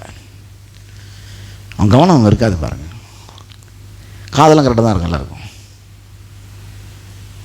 ஆனால் கவனம் அங்கே இருக்காது. நம்ம காது கொடுத்து ஒழுங்காக கேளு, அந்த கேட்டாலும் என்ன வந்துடும், உனக்கு நன்மை வந்துடும். அப்படின்னா சொல்கிறாருன்னா, உன் தேவனாகிய கர்த்தருடைய சத்தத்துக்கு செவி கொடுத்து, நியாயப்பிரமாண புஸ்தகத்தில் எழுதியிருக்கிற அவருடைய கற்பனைகளையும் அவருடைய கட்டளையும் கை கொள்ளும் போதும், தேவனாகிய கர்த்தருக்கு முழு இருதயத்தோடும் உன் முழு ஆத்மாவோடும் திரும்பும் போதும், கர்த்தர் உன் பிதாக்கள் மேல் சந்தோஷமாக இருந்தது போல உன்மேல் உனக்கு நன்மை உண்டாக திரும்பவும் சந்தோஷமாக இருப்பான். வசனத்தை காது கொடுத்து கேட்டாலே போதும், என்ன வந்துடும், நன்மை உனக்கு வந்துடும். இன்னொரு வசனத்தை வாசிக்கிற ஆதார வசனத்தை, என்ன 2-3 வசனத்தை கொடுக்கணும் அதுக்கு. உபாகம் 28:1-2 வரைக்கும். இன்று நான் உனக்கு விதிக்கிற உன் தேவனாகிய கர்த்தருடைய கட்டளைப்படியெல்லாம் செய்ய நீ கவனமாக இருக்கும்படி, செய்யும்படி சொல்ல, செய்ய கவனமாக இருக்கும்படி. ஏன்னா செஞ்சு நீ ஃபெயிலியர் ஆகணும், அப்புறம் தெரியும் உனக்கு நியாயப்பிரமாணத்தை. செஞ்சு நீதிமான் ஆக மாட்டேன் சொன்னால் ஒத்துக்க மாட்டேன்ல, அது என்ன பிரச்சனை? இப்போ அங்கெல்லாம் நியாயப்பிரமாணத்தை தானே பேசுகிறார். அப்போ நியாயப்பிரமாணத்தை கடை குடிச்சா இதெல்லாம் வந்துடும், வடச்சா வராது, பாவின்னு தெரிஞ்சிடும் உனக்கு. சொல்கிற நியாயப்பிரமாணம் என்னுடைய கற்பனைப்படி நியாயப்பிரமாணத்தை கடைபிடிச்சா வந்து அங்கேயே போட்டுக்குதுங்க, அங்கே போட்டு தான் இருக்குது. அதை கடைபிடிக்கணும்னால முடியாது, நீ ஃபெயிலுன்னு ஒத்துக்கணும்னு தான் போட்டுக்குதாங்க. அது பாஸ் பண்ணுறதுக்காக வைக்கிற எக்ஸாம் இல்லை, எல்லாரையும் ஃபெயில் ஆகணுன்றதுக்காக வைக்கிற எக்ஸாம் அது. நியாயப்பிரமாணம் ஒருத்தவங்க தேர மாட்டான், இல்லை இல்லாட்டி ஒத்துக்க மாட்டான், தான் கரெக்டான ஆள் தான் இருக்குன்னு சொல்லின்னு இருப்பான். அப்போ என்ன சொல்கிறாருன்னா, 1ஆம் வசனம், இன்று அவனுக்கு விதிக்கிற உன் தேவனாகிய கர்த்தருடைய கட்டளைப்படியெல்லாம் செய்ய நீ கவனமாக இருக்கும்படி அவர் சத்தத்துக்கு உண்மையாக செய்ய கொடுப்பானால் உன் தேவனாகிய கர்த்தர் பூமியில் சகல ஜாதிகளும் மேன்மையாக வைப்பார். நீ உன் தேவனாகிய கர்த்தர் சத்தத்துக்கு செவி கொடுக்கும்போது இப்போது சொல்லப்படும் ஆசீர்வாதம் உன்மேல் வந்து உனக்கு எப்போ நீ காது கொடுத்து கேட்குறியோ. சரி, காது கொடுத்து கேட்டால் என்னங்க ஆகிடும்? எஸ்ஸா, காது கொடுத்து கேட்டால் விசுவாசம் வரும். என்ன வரும்? விசுவாசம் கேள்வினால வரும், கேள்வி தேவனுடைய வசனத்தினாலே வரும். காது குத்து கேட்கலாம், நாம ஆண்டு கேட்கறது செஞ்சாலும் 1008 குழப்பத்திலையும் கவலையிலையும் செஞ்சுட்டு இருப்பேன். ஆண்டுக்காக தான் செஞ்சுட்டு இருப்பேன் எல்லாத்தையும். ஒரு விஷயத்தை சூஸ் பண்ணலாம், யாருன்னா மரியாள். 2 பேரும் ஊழி தான் செஞ்சாங்க, மார்த்தால ஊழி தான் செஞ்சாங்க, மரியாதை ஊழி தான் செஞ்சாங்க. ஆனால் மரியாள் ஒரு விஷயத்தை சூஸ் பண்ணிட்டான், அவருடைய பாதத்தில் உட்காந்து அவர் சொல்கிறத கேட்கறத சூஸ் பண்ணிட்டான், அவர் தேர்ந்தெடுத்துட்டார். மரியாள் வரும்போதெல்லாம் எல்லா வேலையும் செஞ்சு இயேசுக்கு பணிவிடை செஞ்சுருந்தாங்க. அப்போ அவங்களுக்கு களைச்சி போயிட்டாங்க. எனக்கு வந்து ஒரு ஹெல்ப் பண்ண கூட பண்ண மாட்டான், நீங்கள் சொன்னவங்க நல்லா இருக்கான்னு அவர் சொல்லிட்டாரு. அவள் எப்படி நல்லா வாழன்னு கற்றுக்கினான், அவள் எப்படி நோகாமல் நோமுக்குன்னு கற்றுனான்னு சொல்லலை, வசனத்தை காதில் கொடுத்து கேட்கறதுனால அவன் நல்லா வாழன்னு கற்றுக்கினான். நீ இவ்வளோ பண்ணி வாழ்க்கையில் மார்த்தாலே நீ அநேக காரணம் குறித்து கவலைப்பட்டு தேவையானது ஒன்றே ஒன்று தான், அதை கரெக்டாக பிடிச்சிட்டா. வசனத்தை காது கொடுத்து கேட்டால் நல்லா இருப்பேன். நீ வசனத்தை காது கொடுத்து கேட்டால் என்ன வரும்? உனக்குள்ள விசுவாசம் வரும். 2வது நம்ம வசனத்தை காது கொடுத்து கேட்டா நன்மை தான் வராது. எந்த ரூட்டில் முதல்ல காது கொடுத்து கேட்கணும், மனம் திரும்பி காது கொடுத்து கேட்கும்போது தான் இந்த இருதயத்தை ஆண்டவர் திறப்பாராம். இல்லாட்டி இருதயம் திறக்கப்படாது. வசனத்தை கேட்டால் நிறைய பேருக்கு வசனம் கேட்பான வெளிப்பாடு வராது. அந்த வசனத்தை கூட வாசிக்கிற பாருங்க. அப்போஸ்தலர் 16ஆம் அதிகாரத்தில் 14 15 வரைக்கும் இங்கே பார்த்தா லீதியாள் என்ற ஒரு பெண் அப்போஸ்தலனாகிய பவுல் பிரசங்கம் பண்ணுறதை காது கொடுத்து கேட்டுட்டாலாம். அந்த வசனத்தை வாசித்தர பாருங்க. அப்போது தியத்தீரா ஊராலும் ரத்தாம்பரம் விற்கிறவளும் தேவனை வணங்குறவளுமாகிய லீதியாள் என்னும் பேருள்ள ஒரு ஸ்திரீ கேட்டுக்கொண்டிருந்தாள். பவுல் சொல்லிவைகளை கவனிக்கும்படி கர்த்தர் இதயத்தை திறந்தருளினா. அப்போது பவுல் பண்ணுற பிரசங்கம் எப்போ புரியும்னா, அதில் பவுலை போல் பிரசங்கியார் பண்ணுற பிரசங்கம் எப்போ புரியுன்னா, பிரசங்கத்தை அப்படியே நீ காதில் கேட்டுருப்ப, புரியுதோ புரியுதுன்னு கேட்டுங்கிற பற்றியா, நீ கேட்கும்போது கர்த்தர் அதை கவனிக்க ஆற்றலை கொடுத்துருவார், இல்லை இதை திறந்து கொடுத்துருவார். ஃபஸ்ட்டு கேட்டால் விசுவாசம் வரும், ரெண்டாவது வசனம் விளங்கும். இந்த வசனம் தாங்க விளங்க மாட்டேங்குது, கேட்கறதுல நீ கவனத்தை செலுத்தினா வசனம் விளங்கும். இதெல்லாம் ஒவ்வொரு ஸ்டெப்பு. ஃபஸ்ட்டு ஸ்டெப்பு கேட்குறது. நீ காது குத்து ஒழுங்காக கேட்டே இருந்தாலே ஆட்டோமேட்டிக்காக உனக்கு கவனிக்கிற ஆற்றலை கற்றுக் கொடுத்துருவார். இல்லை ஒன்றுமே புரியல நீ பண்ணுற பிரச்சனை, பரவாயில்ல கேளு. நான் அந்நிய பாஷையை பேசிக்கிறேன் வந்து உனக்கு முன்னாடி பிரசங்கம் தானே பண்ணிக்கிட்டு இருக்கிறேன். அது என் ஜபாரியில் பேசிகிட்டு இருக்கிறேன், வர்ஷிப்பில் பேசிக்கிட்டு இருக்கிறேன். கொரிந்து சபை தான் தாறுமாறான சபையாக இருந்துச்சு. பவுல் உள்ளே போவானா, இங்கே ஒருத்தன் அந்நிய பாஷை பேசுவானா, அவங்க திரும்ப சொல்லுவானா, இங்கே ஒருத்தன் பிரசங்கம் பண்ண, சகோதரே இது என்னன்னாரு அவர். சகோதரரே, ஒருத்தனாவது உருப்படியாக ஒரு காரியத்தை செய்கிறீங்களா நீங்கள்? ஒருத்தரும் ஒன்று செஞ்சுன்னு இருக்கிறீங்க. அவர் சொல்கிறார், நான் உன்னை விட 14,000 பாஷை பேசுவேன், நான் தூதர் பாஷையும் பேசுவேன், மனுஷன் பாஷையும் பேசுவேன். ஆனால் கருத்தா உனக்கு புரியாம 4 வார்த்தை பேச விரும்புகிறான்றார். கருத்தா உனக்கு புரிகிற மாதிரி 4 வார்த்தை பேசுறதே நான் விரும்புகிறேன். அதை எங்கே பேசணுமோ அங்கே பேசுவேன், எங்கே பேசணுமோ அங்கே நான் பேசுவேன், இங்கே எதை பேசணுமோ அங்கே நான் பேசுவேன். இங்கே உனக்கு புரிகிற மாதிரி 4 வார்த்தை பிரசங்கம் பண்ணுறேன், அதை ஒழுங்காக காது கொடுத்து கேளு. கேட்டால் என்ன போன, முதல்ல நீ கேட்கும்போது காது கொடுத்து நல்லா கேட்டு இருக்கும்போது உன்னுடைய மைண்டில் ஒரு சமாதானம் வந்துடும். மரியாதை போல் இங்கேயே இருந்துடலாம். இயேசுக்கு ஓடி ஓடி காஃபி போடலாம் போதும். இப்போ இயேசு கொடுக்குற வார்த்தை எனக்குள்ள அப்படியே சமாதானம், இந்த நிலையிலே தக்க வச்சுக்கலான்ட்டு என்ன வந்துடும். ரெண்டாவது, காது கொடுத்து கேட்கும்போது உன்னுடைய கவனிக்கிற ஆற்றலை கற்றுக் கொடுத்து இருதயத்தை திறந்து புரிய வச்சிருவார். இப்போது ரெண்டாவது புரிஞ்சிச்சுன்னா வந்துடுமா? கண்டிப்பாக வராது. வசனம் புரிஞ்சவங்க எல்லாருக்கும் வசனம் நிறைவேறது கிடையாது, அல்லது வசனம் கேட்குறவங்க எல்லாரும் உருப்படுறது கிடையாது. வசனத்தை கேட்டு உருப்படாத கூட்டங்கள்லாம் உண்டு. வசனம் கேட்டே கெட்டு போனவன், வசனம் தெரியாமல் இல்லை, வசனம் கேட்டு உருப்படாமல் போனவன். யார் யாவன்? 2 கூட்டங்குது. ஒருத்தன் மணல் மேலே கட்டினா, ஒருத்தன் கண்மலை மேலே கட்டினா, 2 பேரும் வசனம் கேட்டவன். நான் சொல்லி இந்த வார்த்தையில கேட்டு இவன்படி செய்யாதிருக்கிறவன் அவன் கேட்டு அதுபடி செஞ்சவன். இவனுக்கு வசனம் தெரியாத மணல் மேலே கட்டான அர்த்தம் கிடையாது, வசனம் தெரிஞ்சே மணல் மேலே கட்டினான். அவன் வசனத்தை கேட்டானே, ஏங்க வாழ்க்கையில் உருப்படல, என்ன பண்ணலாம்? வசனத்தை கேட்டானா தவிர அதை மெடிடேட் பண்ணல. என்ன பண்ணல? இப்போ வாசிக்கணும் பாருங்க. என்னன்னாக்கா இந்த யோசுவா 1:8, இந்த நியாயப்பண்ண புஸ்தகம் உன் வாயை விட்டு பிரியாது இருப்பதாக இது எழுதிக்கப்படலாம் செய்ய நீ கவனமாக இருக்கும்படி இரவும் பகலும் அதை தியானித்து கொண்டிருப்பாங்க. எப்படிங்க நைட்டும் பகலுமா? எப்படி சாப்பிட்றது, எப்படி குளிக்கிறது, எப்படி தூங்குறது, எப்படி வேலைக்கு போகிறது? நைட்டு பகலுமா இதே செஞ்சுருந்தா வேலைக்கு பேச வேலையை எழுதி கொடுத்துடலாமா? என்ன பண்ணுறது தெரியலையே. நைட்டு பகலுமா இதே தியானிக்கணுமா என்னென்னு இரவும் போகலும் தியானித்துக்கணும். சங்கீதம் 1 கூட அப்படி தான் வரும். இரவும் போகலும் தியானமாக இருக்கிற மனுஷன் ஒரு நைட்டு மூலமாக இல்லை தியானம் எப்படி தியானமாகும்னு தெரியலையே. நிறைய விஷயங்குது அதில். சங்கீதக்காரன் சொல்லுவார், நான் படுக்கையின் மேல் இருக்கும்போது ராட்சாமங்கள் உன்னை தியானிக்கிறேன்வார். அப்படின்னு அர்த்தம் படுத்துட்டு இருக்கும்போதே வேதவசனத்தை படிச்சுட்டு அப்படியே நினச்சினே இருக்குது. அது சின்ன நான் படுத்துட்டு இருக்கும்போது எப்படி கண்ணத்தை படிச்சுட்டு இருப்பேன்.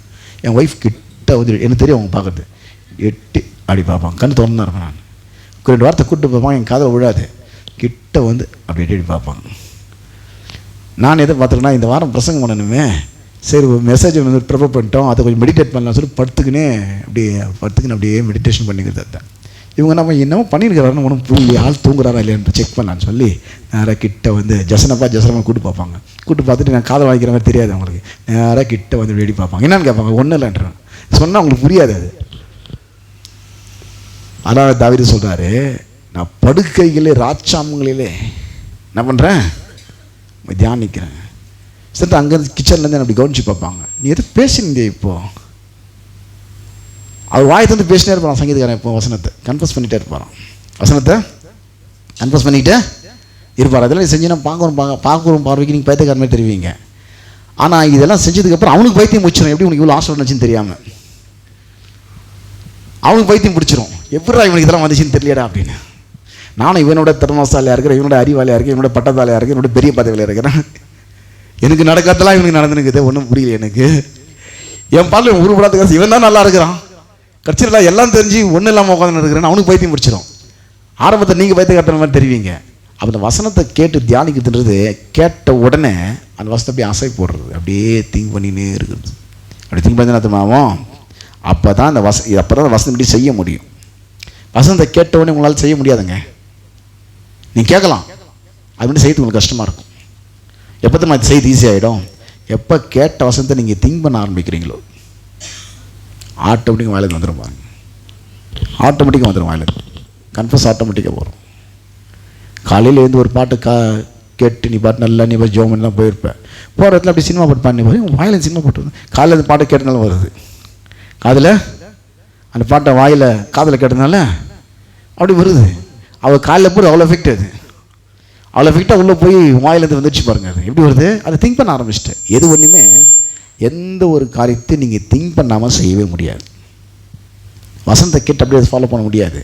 அந்த வசனம் அப்படியே சொல்லுது, இந்த நியாயப்பிரமாண புஸ்தகம் உன் வாயை விட்டு பிரியாதிருப்பதாக சொல்லிட்டு இது எதுலாம் செய்ய நீ கவனமாக இருக்கும்படி எப்போ இரவும் பகலும் இதை மெடிடேஷன் பண்ணாக்கா இது மட்டும் நல்லா செய்ய முடியும். அப்படி செஞ்சுட்டு நான் உன் ரூட்டை நான் கிளியர் பண்ண மாட்டேன், நீயே கிளியர் பண்ணிக்கோன்னு சொல்லப்பட்டிருக்கு. அப்போது நீ உன் வழியை வாய்க்க போடுவாய், புத்திமானாய் நடந்து கொள்வாய்.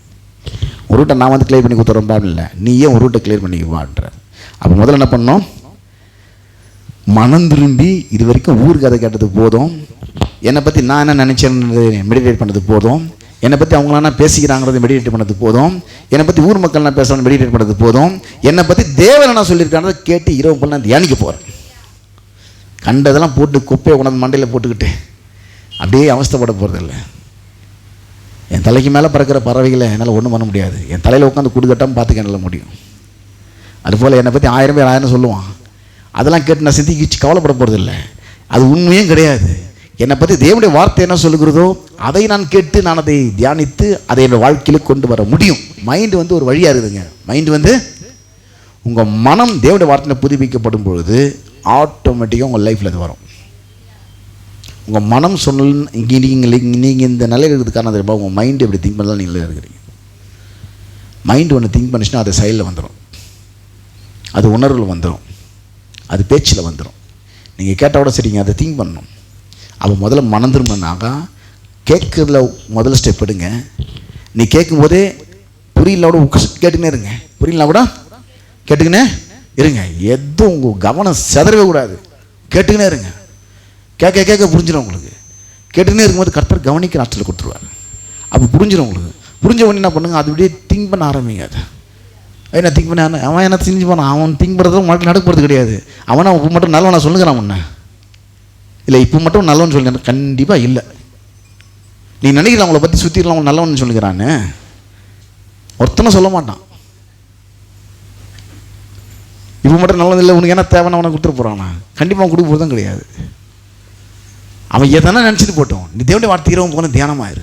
தியானமாக இருந்தாக்கா புத்திமானாய் நடந்து கொள்வாய். அண்டர்ஸ்டாண்டிங் வரும். புத்தின்றதை அப்போ தான் புரிஞ்சிக்க முடியும் எந்த ரூட்டில் இது வருதுன்னு. புத்தின அண்டர்ஸ்டாண்டிங் அது புரிஞ்சிக்கணுனால செகண்டு அதில் தான் நன்மை வருமா. என்ன வேணும்? நன்மை.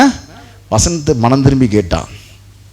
சரி, வசனத்தை அப்படி மனம் திரும்பி கேட்டு கர்த்தர் சித்தத்தை செஞ்சுட்டு இருக்கிறேங்க. நான் செகண்ட் பாயிண்ட்டுக்கு வரேன். இப்போ நீங்கள் சொன்ன மாதிரி வசனத்தை மனம் திரும்பி கேட்டு இரவும் பள்ளி தியானித்து கர்த்தருடைய சித்தத்தில் நடந்துக்கினே இருக்கிறேன். அப்படி நடந்துட்டு இருக்கும்போது தான் எல்லாம் எனக்கு எதிராக எழும்புறான். என்னை பற்றி இல்லாத போலேருந்து தூற்றி தெரிஞ்சுன்னு வரான். யாரெல்லாம் நம்புறனோ அவெல்லாம் எனக்கு நம்பிக்கை துரோகியாக மாறுறான். நான் நண்பர்களை சம்பாதிச்சதை விட இந்த நம்பிக்கை துரோகிலையும் விரோதிலையும் சம்பாதிச்சது தான் அதிகமாக என் லைஃப்பில். என்ன பண்ணுறது? என்ன பண்ணுறது? எதிரிகள் கூட பரவாயில்ல,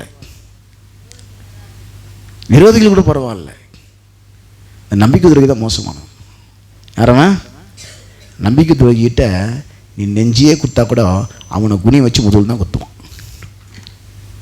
நெஞ்சில் குத்த மாட்டான், குத்துவான் முதுகில் தான். கண்டிப்பாக எதிரி நம்பிக்கை துரோகம் பண்ண மாட்டான். எதிரி நம்பிக்கை துரோகம் பண்ணவே மாட்டான். விரோதி நம்பிக்கை துரோகம் பண்ணவே மாட்டான். இந்த நம்பிக்கை துரோகத்தை யார் பண்ணுவாங்கன்னா, யாரை நீ ரொம்ப நேசிக்கிறியோ, யாரை நீ ரொம்ப நம்புறியோ, யார் மேலே ரொம்ப நீ ஃப்ரெண்டாக இருக்கிறியோ அவன் தான் அந்த நம்பிக்கை துரோகத்தை பண்ணும். அந்த நம்பிக்கை துரோகம் பண்ண உடனே உன்னால் அதை தாங்க முடியாது. பாருங்கள், ஒரு 3 பேர் நான் காட்டுறேன். யோசேப்பு சகோதரர்கள் நம்பிக்கை துரோகம் பண்ணாங்க. அவனுக்கு என்ன பண்ணாங்க? அவன் ஆகாரம் கொண்டு வரான். அவனுக்கு என்ன பண்ணான்? ஆகாரத்தை கொண்டு வரான் சகோதரர்களுக்கு. அவனை பண்ண தெரியுமா? வந்துட்டான்டா, அவனை வழி பண்ணலான்னு தூக்கி ஒரு குழியில் போட்டானுங்க. எல்லாம் போட்டானுங்க. இனி ஒரு குழியில் போட்டிருப்பான் பிசாசு. சிலரை வந்து கடன்ற குழியில் போட்டிருப்பான், சிலரை வியாதின்ற குழியில் போட்டிருப்பான், சிலர் பிரச்சனைன்ற குழியில் போட்டிருப்பான், எல்லாம் சேர்ந்து என்ன பண்ணாங்க, தூக்கி இவனை நம்பி இன்னும் சோரத்து வந்தால் கட்சி என்ன பண்ணிட்டான், அவன் 2 பேரும் நம்பி தருவ மாட்டான் எல்லாம் சேர்ந்து. ஃபஸ்ட்டு தன்னுடைய தம்பிக்கு நம்பி தருவ பண்ணான். ரெண்டாவது அவன் வஸ்திரத்தை பிடிங்கி ஒரு மிருகத்தை கொன்று ரத்தத்தை துவச்சி தன் தகுப்பனை நம்பி தருவ மாட்டான், செத்துட்டான். இது அவன் ட்ரெஸ்ஸாக பாருன்னு காட்டுறான். ஏன்னா அவர் தானே போட்டு அனுப்பிச்சார் பலவர், நான் இங்கே அவருக்கு தெரியாதா, ஒரு வங்கி ஒன்று ட்ரெஸ் ஒன்று கண்டதுப்பா, இந்த ட்ரெஸ்ஸாக பாருன்னு. உடனே அவனுக்கு பைத்தியம் பிடிச்சி போச்சு யாக்கோபுக்கு. ஐயோ இவனுக்கு கட்சியில் இவனுக்கு சாப்பாடு கொடுக்க அனுப்பிச்சு ட்ரெஸ் பண்ணி நல்லா டிப்டாப்பாக அனுப்பிச்சா, இவன் ட்ரெஸ் எப்படி கூட காட்டுறான், அவன் ஒரு துஷ்டம் இருக்கு அவனை பட்சித்து போட்டுச்சுன்னு சொல்லி 2 பேர் நம்பி தருவான் பண்ணிட்டான். அவனுடைய விலை என்ன தெரியுமா, அவன் இன்றைக்கி நல்லா அந்த மாதிரி தெரியும். ஆனால் யோசேப்பு சிறைச்சாலையில் அனுபவிச்சு அவன் போன இடத்துல நல்லா இருந்தாங்க. அவன் ஒரு அடிமை வீட்லேயும் ஒரு போர்த்திபாருக்கு அடுத்த ஸ்தானத்து தான் இருந்தான். ஒரு சிறைச்சாலையிலையும் சிறைச்சாலை வார்டனுக்கு அடுத்த ஸ்தானத்து தான் இருந்தான். அவன் எங்கேயுமே கஷ்டப்படலை, நல்லா தான் இருந்தான். அவனுக்கு கஷ்டம் என்ன தெரியுமா, சொந்த சகோதரன் நம்பிக்கை துரோகம் பண்ணிட்டான்லடா. சொந்த சகோதரர்கள் நம்பிக்கை துரோகம் பண்ணிட்டான்லேன்ற அவன் துரோகம் கஷ்டம் அவனுக்கு. ஆனால் ஒரு நேரம் வந்துச்சு, 430 வருஷம் அடிமை மாட்டினானுங்க. தேவன் சொன்னது 400 வருஷம் உபத்திரப்பட்டுவாள் ஆபிரகாம் கிட்ட சொன்னது. அப்போ 430 வருஷம்.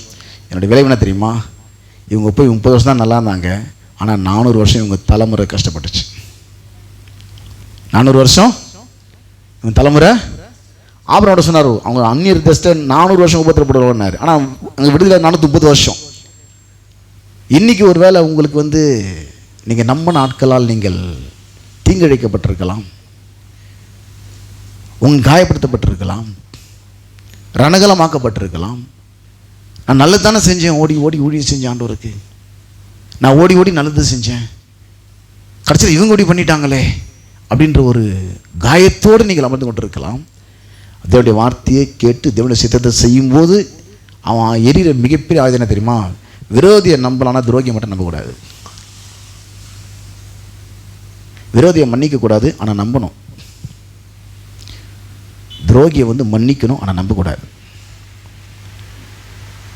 விரோதியை மன்னிச்சு அவன் நண்பன் ஆகிடுவான். உனக்கு விரோதி ஒருத்தன் தான் நீ மேலே போக முடியும். விரோதி இருக்கணும் உனக்கு, அப்போ தான் நீ அடுத்த ஸ்டெப் மேலே போக முடியும். விரோதியை கேள்வி பண்ணி நீ மேலே போக முடியாது. உன்னை தூக்கி வருவன் அவன் தான், உனக்கு போஸ்டர் வச்சு ஓட்டுறவன் அவன் தான், உன்னை பப்ளிசிட்டி பண்ணுறவனே அவன் தான். அவன் நீ காலி பண்ண நீ மேலே போக முடியாது. விரோதி இருக்கணும் நமக்கு, அப்போ தான் நமக்கு என்ன ஆகுது, பந்தி கிடைக்கும்.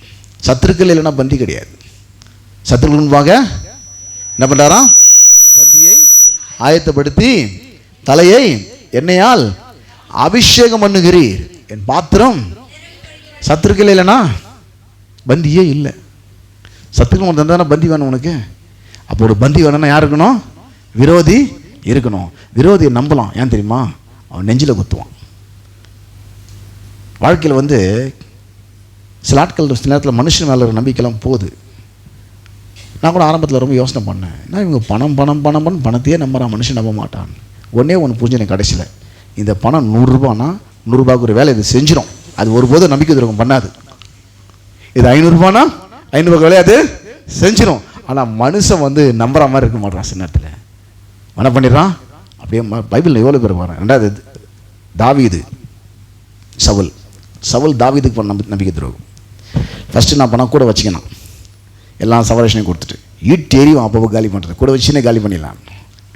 நம்பிக்கை துறையில் தான் பண்ணுவாங்க, கூட வச்சுக்குவாங்க, ஆனால் உங்களுக்கு காலி பண்ணுவோம். கூட வச்சுக்கின்னு உன்னை உயர்த்தத்துக்காக கிடையாது, உன்னை காலி பண்ணுறதுக்கு கூட வச்சுருக்கிறான். அவன் கூட வச்சுப்பான், எப்போலாம் ஈட்டு எறிவான். இவன் சுரமத்தில் எடுத்து வாசிப்பான். இவன் என்ன ஒரு ஆபிரகாம் சொன்னேன், ஆபிரகாமே ஒன்று தெரிஞ்சுக்கோ, இளையராஜா மியூசிக் வாசிக்கிறதுக்கும் ரஹ்மான் மியூசிக் வாசிக்கிறதுக்கும் நீ மியூசிக் வாசிக்கும் வித்தியாசம் இருக்குது. என்ன தெரியுமா, இளையராஜா மியூசிக் வாசித்தா பேய் ஓடாது, ரஹ்மான் மியூசிக் வாசித்தா பேய் ஓடாது. ஆனால் தாவீது சுரமலம் வாசித்தா பேய் ஓடிச்சு. தாவீது சுரமலம் வாசித்தா சவுல் மேல பொல்லாதாவி வெளியே ஓடிச்சு. அதுபோல் உலக மனுஷன் 1000 ஸ்காலர் இருக்கலாம், அவன் வாசிக்கலாம். நீ தேவ பிரசன்ஸோடு வாசிக்கிற, அங்கே ஒரு அற்புதம் நடக்கும் உனக்கு, அற்புதம். அதுபோல் இவன் சுரமலம் வாசிக்கணும், அவங்க பிசாசு வெளியே போகுது. போனதுக்கப்புறம் உள்ள பூந்துக்குது, அது திரும்ப இவனை காலி பண்ணுறதுக்கு 8 தப்பு குத்துட்டு இருப்பான். அப்போ ஒரு வாக்கு சொன்னான், சரிப்பா என் மூத்த பொண்ணு மேராப்பை உனக்கு கல்யாணம் பண்ணி கொடுத்துட்றான்ட்டான். ஆசை காட்டி துரோகம் பண்ணுறது பேர். மேராவை உனக்கு கல்யாணம் பண்ணி கொடுத்துட்றான். இது பார்த்தா 1 சாமுவேல் 18:19 கட்சியில் சொல்லிட்டு அந்த டைம் அந்த டேட் வந்தோடனே ஆதரியல்ன்ற இன்னொருத்தர் கல்யாணம் பண்ணி கொடுத்துட்டான். அவள் இவனுக்கு மேரா மேலே ஆசை வந்துடும்ல, அப்போ மதி மயக்கம் இவனை காலி பண்ணலான்னு. இவன் எப்போ அலர்ட்டாக இருக்கிறான், இவனுக்கு ஒரு பொண்ணு மயக்கத்தை காட்டி அந்த பொண்ணு மேலேயே மதிமயக்கம் தெரிஞ்சுட்டு இருப்பான் அவன். அப்போ வீக்னஸ் பார்த்து இவன் அடியில் நான் பண்ணிட்டான், சரி முதல் பொண்ணு கல்யாணம் பண்ணி கொடுத்துட்றேன்ப்பா அப்படின்ட்டான். இந்த டேட்டில் கல்யாணம் பண்ணி கொடுத்துருந்தேன், இத்தனை மாதத்துக்கு. அந்த மாதம் வந்துச்சு. அந்த மாதம் வந்து அவன் கண்ணு முன்னாடி இன்னொரு ஆள் கல்யாணம் பண்ணி கொடுக்குறான். அதை பார்த்தீங்கன்னா 2/18 இருக்கும் அந்த டைம் வந்தவங்க. சரின்னு சொல்லிட்டு இதை பார்த்து என்ன பண்ணால், தகப்பன் நம்பி தருவ மாட்டான்னு சொல்லிட்டு அவனோட தங்கச்சி மீகால் இவனை லவ் பண்ண ஆரம்பிச்சிட்டான். தாவீதை லவ் பண்ண ஆரம்பிச்சிட்டான். சரி, இவன் பார்த்தான், நீ எனக்கு நம்பிக்கை தருவ மாட்டா, சரி பரவாயில்ல அவளை தான் லவ் பண்ணுறான் சொல்லிட்டு இவனை லவ் பண்ணி, அதுக்கப்புறம் அவனுடைய சகோதரன் யோனத்தான் உயிரை போல ஸ்நேகிச்சிருவேன். அவன் பார்த்தான், பரவாயில்ல நல்ல மச்சான் கிடச்சான் நமக்குன்னு சொல்லிட்டு என்ன பண்ணான், இவன் நல்ல மச்சான் தான், இவனால் தான் நாடே காப்பாற்றப்பட்டுச்சு சொல்லிட்டு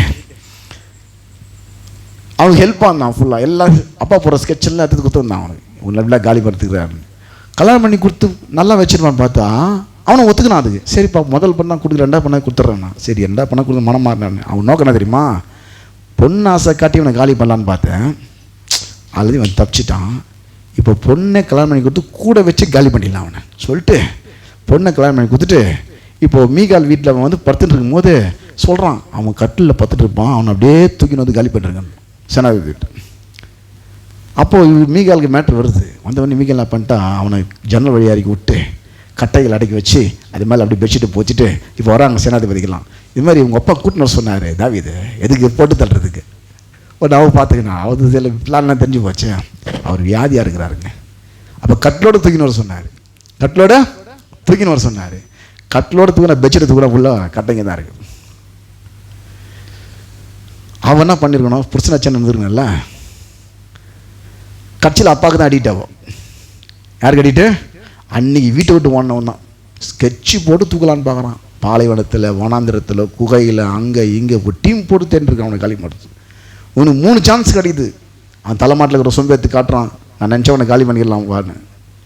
இன்னொரு சால்வி அறுத்து காட்டுறான், நான் நினச்சவொன்னே காலி பண்ணிடலான்னு. ஆனால் இவர் பயங்கரமான நம்பிக்கை துரோகத்தை பண்ணான் சவுல். அவன் வாழ்க்கையில் லைஃப்பில் நிம்மதியாக இல்லை. கடைசியில் இவன் தான் ராஜாவா.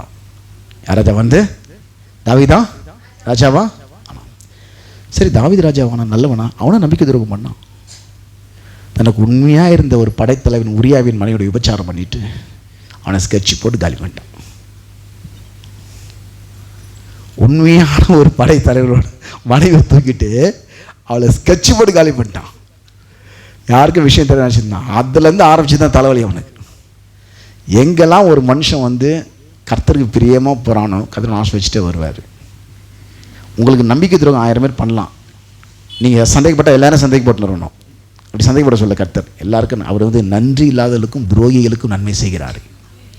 ஏசு என்ன பண்ணுறாரு, நன்றி இல்லாதவர்களுக்கும் துரோகிகளுக்கும் நன்மை தான், தீமை செய்யவே இல்லை பாருங்க. அப்போ நான் கர்த்தர் வார்த்தை கேட்டேங்க, கர்த்தர் சித்தத்தை செஞ்சுங்க, நீங்கள் சொல்கிறதெல்லாம் கேட்டுதாங்க, நான் கர்த்தர் சித்தம் செஞ்சு அது மாதிரி தான் நாங்கள் இருக்கிறேங்க. இப்போ என் வாழ்க்கையில் வந்து நான் வந்து நல்லா தான் பழகிறேன். திடீர்னு அவன் எதிரியாக மாறினால துரோகியாக மாறிடுறான். என் வாழ்க்கையில் நண்பனை சமாளிச்சனுடைய எதிரிகளையும் நம்பிக்கை துரோகிகள் தான் அதிகமாக சமாளிச்சிருக்கிறேன். இப்போ யாரை நம்புறதே தெரில. ஒரே ஒரு நல்ல நண்பர் இருக்கிறார், அவர் தான் இயேசு. அவரை நம்பு. அவர் நம்பிக்கை துரோகம் பண்ணவே மாட்டார். அவனுக்கு நம்பிக்கை துரோகம் பண்ணவே மாட்டார். நல்ல நண்பர் அவர்.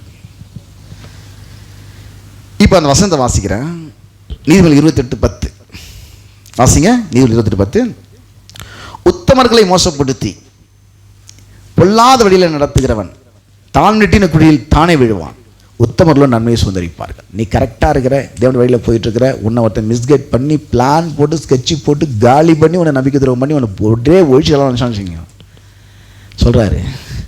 உத்தமர்களை மோசப்படுத்தி பொல்லாத வழியில் நடத்துகிறவன் உன்னுடைய அறியாமையை தனக்கு சாதகமாக பயன்படுத்திட்டு, உன்னுடைய இயலாமையை தனக்கு சாதகமாக பயன்படுத்திட்டு, உன்னோட முதிர்ச்சியின்மை தனக்கு சாதகமாக பயன்படுத்திட்டு, உன்னை வச்சு அவன் எல்லாத்தையும் லாபம் அடைச்சிட்டு உன்னை காலி பண்ண நினைக்கிறான். பார்த்தீங்களா, நான் தேவட சித்தத்தை தாங்க செய்கிறேன், கட்சியில் ஆண்ட சித்தத்தை செய்ய உலக வேலை செய்யணும் நல்லா தான் பொழுது. சில மக்கள் ஊழியத்துக்கு கொண்டு புலம்புவாங்க என்கிட்ட, நாங்கள் வேலை செய்யறதுனால போகலாம் என்கிட்ட, உங்களை மாதிரி நான் வேலை செய்யணும் நல்லா தான் இருக்கும் பொழுதுன்னு.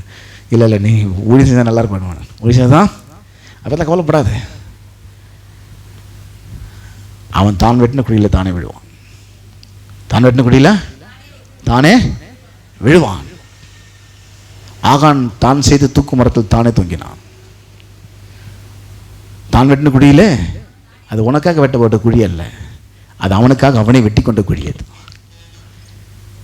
உனக்காக விரித்த வலை அல்ல, அவனுக்காக அவனே விரித்து கொண்ட வலை அது. அந்த வலையில் போய் அவனே வசனம் சொல்லுது, உத்தமர்களை மோசப்படுத்தி அர்த்தம் அதான் நம்பிக்கை துரோகம் பண்ணுறது. உத்தமர்களை மோசப்படுத்தி பொல்லாத வழியில் நடத்துகிறவன் தான் வெட்டின குழியில் தானே விடுவான். உத்தமர்களோ என்ன பண்ணுவாங்க? அப்புறமா உத்தமனாக இருக்கணும் பொழுது அப்படி இல்லை. உத்தமனா என்னன்னாக்கா தேவனோடு சஞ்சரிக்க தான் உத்தமம். தேவனோடு சஞ்சரிக்க தான். ஆதியாகமம் 6:9 நோவாவின் வம்ச வரலாறு. நோவா தன் காலத்தில் இருந்தவர்களுக்குள்ளே நீதியமான உத்தமனமாக இருந்தான். நோவா தேவனோடு சஞ்சரித்து கொண்டிருந்தான். நோவா என்ன பண்ணானா? தேவனோடு கொஞ்சம் சேரில் கொண்டு போய் உட்காந்து முடியல, போய் சேரில் உட்காந்து பரவாயில்ல. நோவா தேவன் என்ன பண்ணியிருந்தான்? சஞ்சரித்து கொண்டிருந்தான். அப்போது தேவனோடு சஞ்சரிப்பதிலே ஒரு உத்தமம். இன்றைக்கும் நோவாவின் காலத்து நடந்தது போலவே நடந்துன்றது. தேவனோடு சஞ்சரிக்கிற அந்த மனுஷன் உத்தமனாக இருக்கிறான். உத்தமனை மோசம் படுத்தினா, உன்னை யாரா மிஸ்கைட் பண்ணா, உன்னை தப்பான வழியில் நடத்தினா, தனக்கு சாதமாக உங்களை பயன்படுத்திட்டு உங்களை தூக்கி எறிஞ்சான், அவர் சொல்கிறார், பற்றி கவலைப்படாது, உத்தமர்களோ நன்மையை சுதந்திரிப்பார்கள்.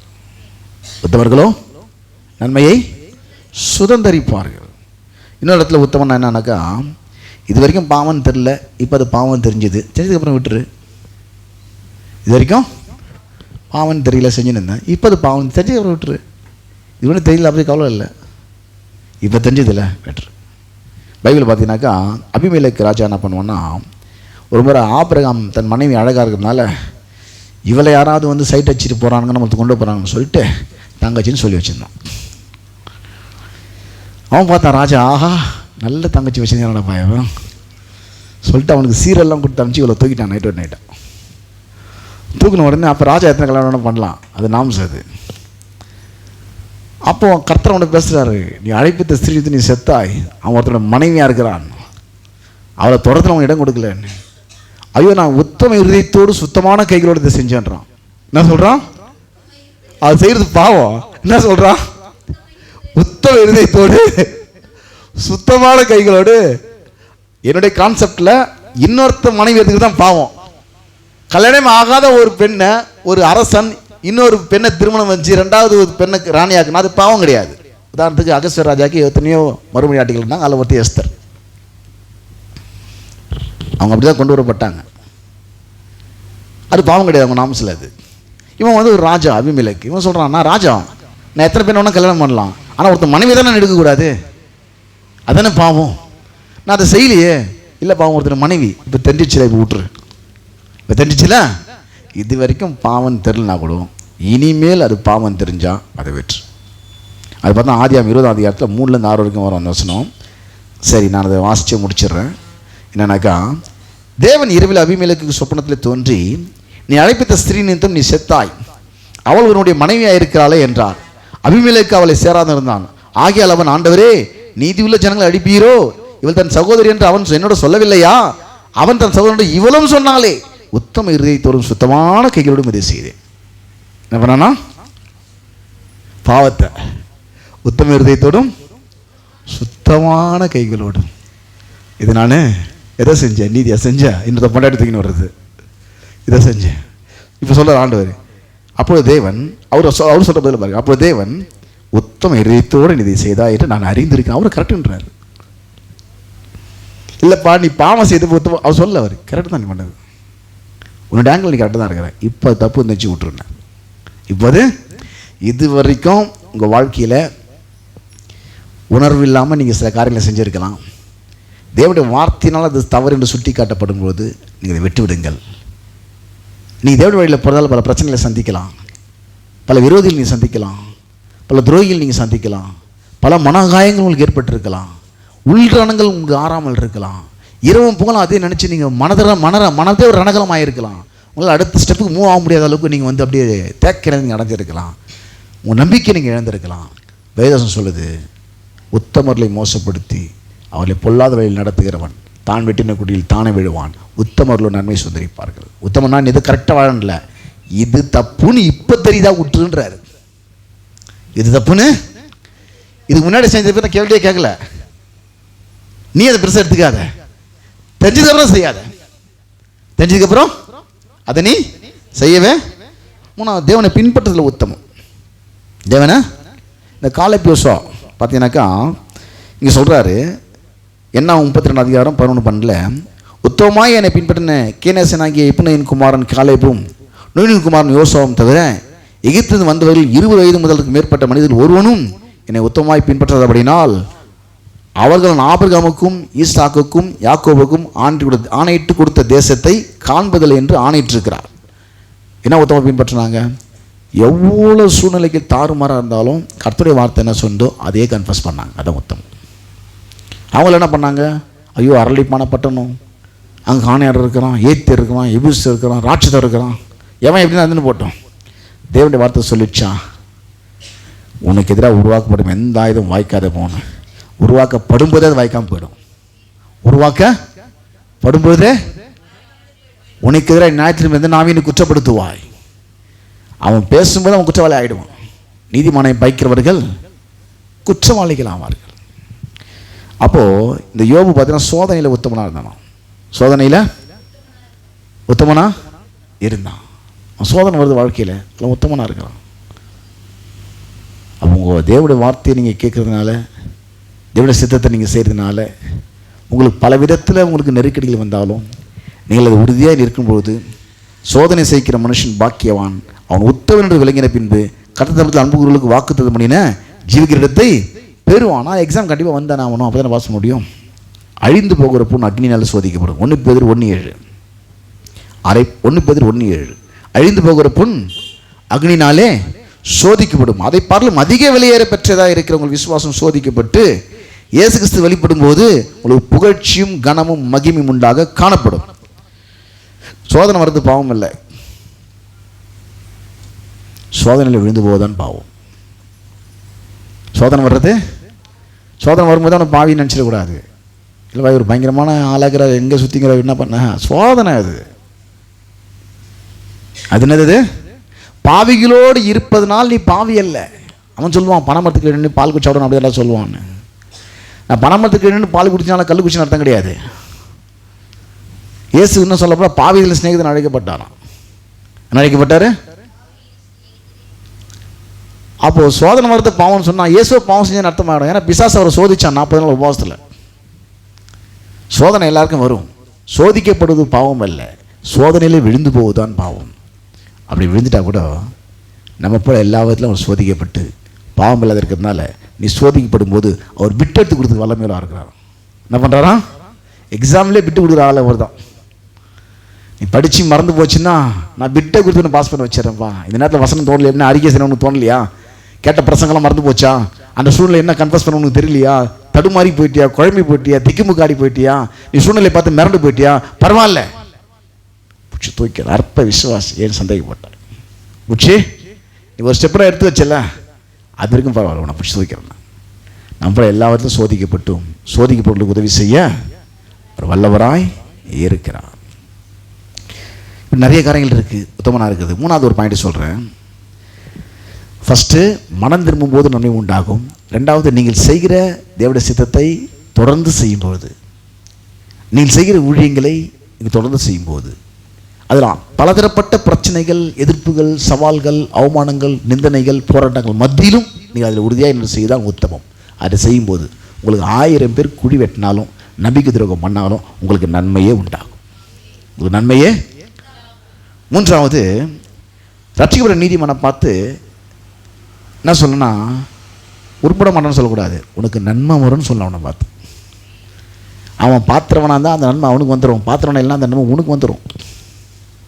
வாயிலேருந்து போட வசனம் வெறுமையாக திரும்பாது, வேலையை முடிச்சிடும். ஒரு வீட்டுக்கு போய் சமாதானம் பண்ண சொல்லுங்கள், அவன் சரியில்லைனாக்கா அந்த சமாதானம் உனக்கு வந்துடும். சரிந்தான்னாக்கா அந்த சமாதானம் அவனுக்கு போயிடும். இப்போ பாருங்கள், அந்த வசனத்தை வாசிக்கிறேன். அதாவது ஏசாயா 3ஆம் அதிகாரம் 10ஆம் வசனம். ஏசாயா 3:10. உங்களுக்கு நன்மை உண்டாகும் என்று நீதிமான்களுக்கு சொல்லுங்கள். யாருக்கு சொல்லணுமா? யார் நீதிமானு? நம்மளுக்கு என்ன சொல்லணும்? நம்மள போய் ஆட்கள் சில நேரத்தில் நில தருமாடுவாங்க, நல்ல வசனம் கேட்பான், அவனுக்கு தான் எல்லா சோர்வும் வந்துடும், அவனுக்கு தான் எல்லா பிரச்சனையும் வந்துடும். வசனம் கேட்கறதுன்னு பார்த்தா நல்லா தான் இருப்பான். இவ்வளோ வசனத்தை கேட்டு தான் எல்லா பிரச்சனையும் வந்துடும், எல்லாம் கவலையும் வந்துடும், எல்லாம் குழப்பம் வந்துடும். உழுந்து வசனம் கேட்டாலும் கேட்குறதெல்லாம் வசனமாகுது, பேசுறதெல்லாம் வசனமாகுதுன்ற மாதிரி அவன் வாழ்க்கை போயிட்டு இருக்கும். வசனம் நல்லா தான் கேட்டான். அப்போ அவன் சில நேரத்தில் பார்த்தீங்கன்னா தடுமாறிடும் லைஃப்பில். அப்போ அந்த நேரத்தில் ஒரு 3 விதமான ஆட்களை சொல்கிறேன். ஆள் பலம், பணபலம், பதவி மற்றும் அதிகாரத்தில் இருப்பவர்கள் பலம் மூலமாக வருகின்ற எதிர்ப்புகளையும் சவால்களையும் நீதிமன்றம் சந்திக்கும் போது, அந்த ஏரியாவில் இவர் பெரிய ஆளுங்க, பெரிய ரவுடிங்க, அவரால் பிரச்சனை வருதுங்க. இவர் பெரிய பணக்காரங்க, ஆனால் இவருக்கு பிரச்சனை வருதுங்க. இவர் பெரிய அதிகாரத்துக்காரங்க, ஆனால் இவருக்கு பிரச்சனை வருதுங்க. இதெல்லாம் நீதிமன்றம் சிக்குவான். போய் தேவனுடைய சித்தத்தை செய்யும்போது ஒன்று அதிகாரத்தில் ஆட்கள்கிட்ட போய் சிக்குவான், இல்லை ரவுடிஸ்கிட்ட போய் சிக்குவான், இல்லை பெரிய பெரிய பணம் முதலாளிகிட்ட போய் சிக்கிடுவான். அவங்களாம் அப்படியே டாமினேட் பண்ணிடுவாங்க. அப்படி ஆட்களை அவங்க மூலமாக இருக்கிற எதிர்ப்புகளை சவால்களை சந்திக்கும் போது நீதிமன்றம் திக்கும் காட்டுருவான். ஒரு பக்கம் பணபலம் படைச்சவன், ஒரு பக்கம் ரவுடிசம் படைச்சவன், ஒரு பக்கம் அதிகாரத்தில் உள்ளவன். அவனே எனக்கு ஆப்போசிட்டாக வந்துட்டான். அரசாங்கம் வந்து அதிகாரம் பெரிய பதவியில் இருக்கிறவன் ஆப்போசிட்டாக வந்துட்டான். அப்படி ஆட்களை சந்திக்கும் போது அவனை பார்த்து நாம் ஒரு வார்த்தை சொல்லலாம். அந்த நீதிமானை பார்த்து அந்த நேரத்தில் நீதிமான் திக்கு காட்டி நிற்பான், என்ன பண்ணுன்னு தெரியாமல். ஏன்னா ஒரு பக்கம் ரவுடிசம் எதிராக வருது, ஒரு பக்கம் அதிகாரத்தோடு எதிராக வரான், ஒரு பக்கம் பணபலம் பிரச்சனை எதிராக வரான். 3 பிரச்சனை சமாளிக்க முடியல. 3% காலி பண்ணுவாங்க பொழுது. அப்படி இருக்குது சூழ்நிலை. அப்படிப்பட்ட நெருக்கடி நிலை தேவன சித்தத்தை செய்ய முடியல. இந்த பக்கம் போனால் இவன் பிரச்சனை, அவன் பிரச்சனை. 3 பேரும் வந்துட்டானுங்க, என்ன பண்ணு தெரில. எவங்கிட்ட மாட்டினாலும் காலின்ற மாதிரி ஆகிடும். அப்படிப்பட்ட நிலைமை வரும்போது என்ன சொல்லணுமா? உபாகமம் 20ஆம் அதிகாரம் 1-4 வரைக்கும். நீ உன் சத்துருக்களுக்கு எதிராக யுத்தம் செய்ய புறப்பட்டு போகையில் குதிரைகளையும் ரதங்களையும் உன்னிலும் பெரிய கூட்டமாகிய ஜனங்களையும் கண்டால், அங்கே இருக்க அவங்க கிட்ட இருக்கிற குதிரையை பார்த்து, பெரிய பெரிய ரதத்தை பார்த்து, உன்னோட பெரிய கூட்டத்தை பார்த்து நீ பயந்துராதன்றார். பயப்படாயாக. உன்னை விட திறமசாலியாக இருக்கலாம், உன்னோட அறிவாளியாக இருக்கலாம், உன்னோட அனுபவசாலியாக இருக்கலாம், உன்னோட அதிகாரத்தில் ஒன்றா இருக்கலாம், உன்னோட பணபலம் படைச்சவனாக இருக்கலாம், உன்னோட பெரிய லெவலில் இருக்கலாம். உனக்கு ஆப்போசிட் பார்ட்டி அவன் வரலாம். அவனை பார்த்து நீ பயந்துடாது. அவனை பார்த்து நீ பயப்படாயாக. உன்னை எகிப்து தேசத்திலிருந்து புறப்பட பண்ணின உன் தேவனாகிய கர்த்தர் உன்னோட இருக்கிறார். அவன் கூட அவன் கர்த்தரில் உன் கூட கர்த்தர் இருக்காரு. யாருக்கிறது? உன் கூட. அவருடைய கண்மணியை தொட்டு தான் உன்னை தொட முடியும். அவன் யார் தொடணும்? முதல்ல அவருடைய கண்மணியை தொட்டுட்டு தான் உன்னை தொட முடியும் சொல்கிறாரு. இப்போ சொல்கிறாரு, நீங்கள் யுத்தம் செய்ய தொடங்கும் போது ஆசாரியன் சேர்ந்து வந்து ஜெகனிடத்தில் பேசி, இஸ்ரவேலரே கேளுங்கள், இன்று உங்கள் சத்துருக்களுடன் யுத்தம் செய்ய போகிறீர்கள். உங்கள் இருதயம் தோழ வேண்டாம், நீங்களை பார்த்து பயப்படும் கலங்கும் தத்தளிக்கும் வேண்டாம். உங்களுக்காக உங்கள் சத்துருவோடு யுத்தம் பண்ணவும் உங்களை ரட்சிக்கும் உங்களோட போகிறவர் உங்கள் தேவனாகிய கர்த்தர் என்று சொல்ல வேண்டும். அவங்கள பார்த்து சொல்லமா, பயந்துராத. அவன் குதிரையை பார்த்து பயந்துராத, அவன் ரதத்தை பார்த்து பயந்துராத, அவன் படபலத்தை பார்த்து பயந்துராத, அவன் அதிகாரத்தை பார்த்து பயந்துராத, அவனோட திறமையை பார்த்து பயந்துராத, அவன் பலத்தை பார்த்து பயந்துராத. உங்களோட கர்த்தர் இருக்கிறார். உங்களுடைய யார் இருக்கிறது? நீதிமான்கள் இப்படிப்பட்டதான சூழ்நிலைகளில் போய் சிக்கும் பொழுது அந்த நீதிமானை பார்த்து நாம் சொல்லணும், உனக்கு எதிராக எவ்வளோ பேரெல்லாம் இருக்கட்டும், நீ பயப்படுறாரு, உனக்கு நன்மை உண்டாகும்னு சொல்லணும். உனக்கு கர்த்தர் இருக்கிறார், உனக்கு என்ன உண்டாகும்? நன்மை. 2வது இன்னொரு இடத்துல போய் சிக்குவான் நீதிமான். இந்த பயம், கவலை, ஒரே குழப்பம், பதட்டம், அதைரியம், மனசோர்வு, இப்படிப்பட்ட சூழ்நிலைகள் நம்ம சிக்குவான். குடும்பத்தில் அப்படிப்பட்ட சூழ்நிலைகள் வரும், ஊழியத்தில் அப்படிப்பட்ட சூழ்நிலைகள் வரும், வேலை செய்ய இடத்துல அப்படிப்பட்ட சூழ்நிலைகள் வரும், சொந்தக்காரங்க மத்தியில் அப்படிப்பட்ட சூழ்நிலைகள் வரும், இருக்கிற ஏரியாவில் அப்படிப்பட்ட சூழ்நிலைகள் வரும். இப்படிப்பட்ட சூழ்நிலை வரும்போது இந்த பயம், கவலை, குழப்பம், பதட்டம், அதைரியம், மனச்சோர்வு போன்ற சூழ்நிலையில் உள்ள நீதிமான்களுக்கு நீங்கள் சொல்ல வேண்டிய வார்த்தை ஏசாயா 35:4-5 வரைக்கும். ஏசாயா யாரா ஒருத்தர் நீங்களே வாசிங்க போகலாம். நீங்களே வாசிங்க. ஏசாயா 35:4-5 வரைக்கும்.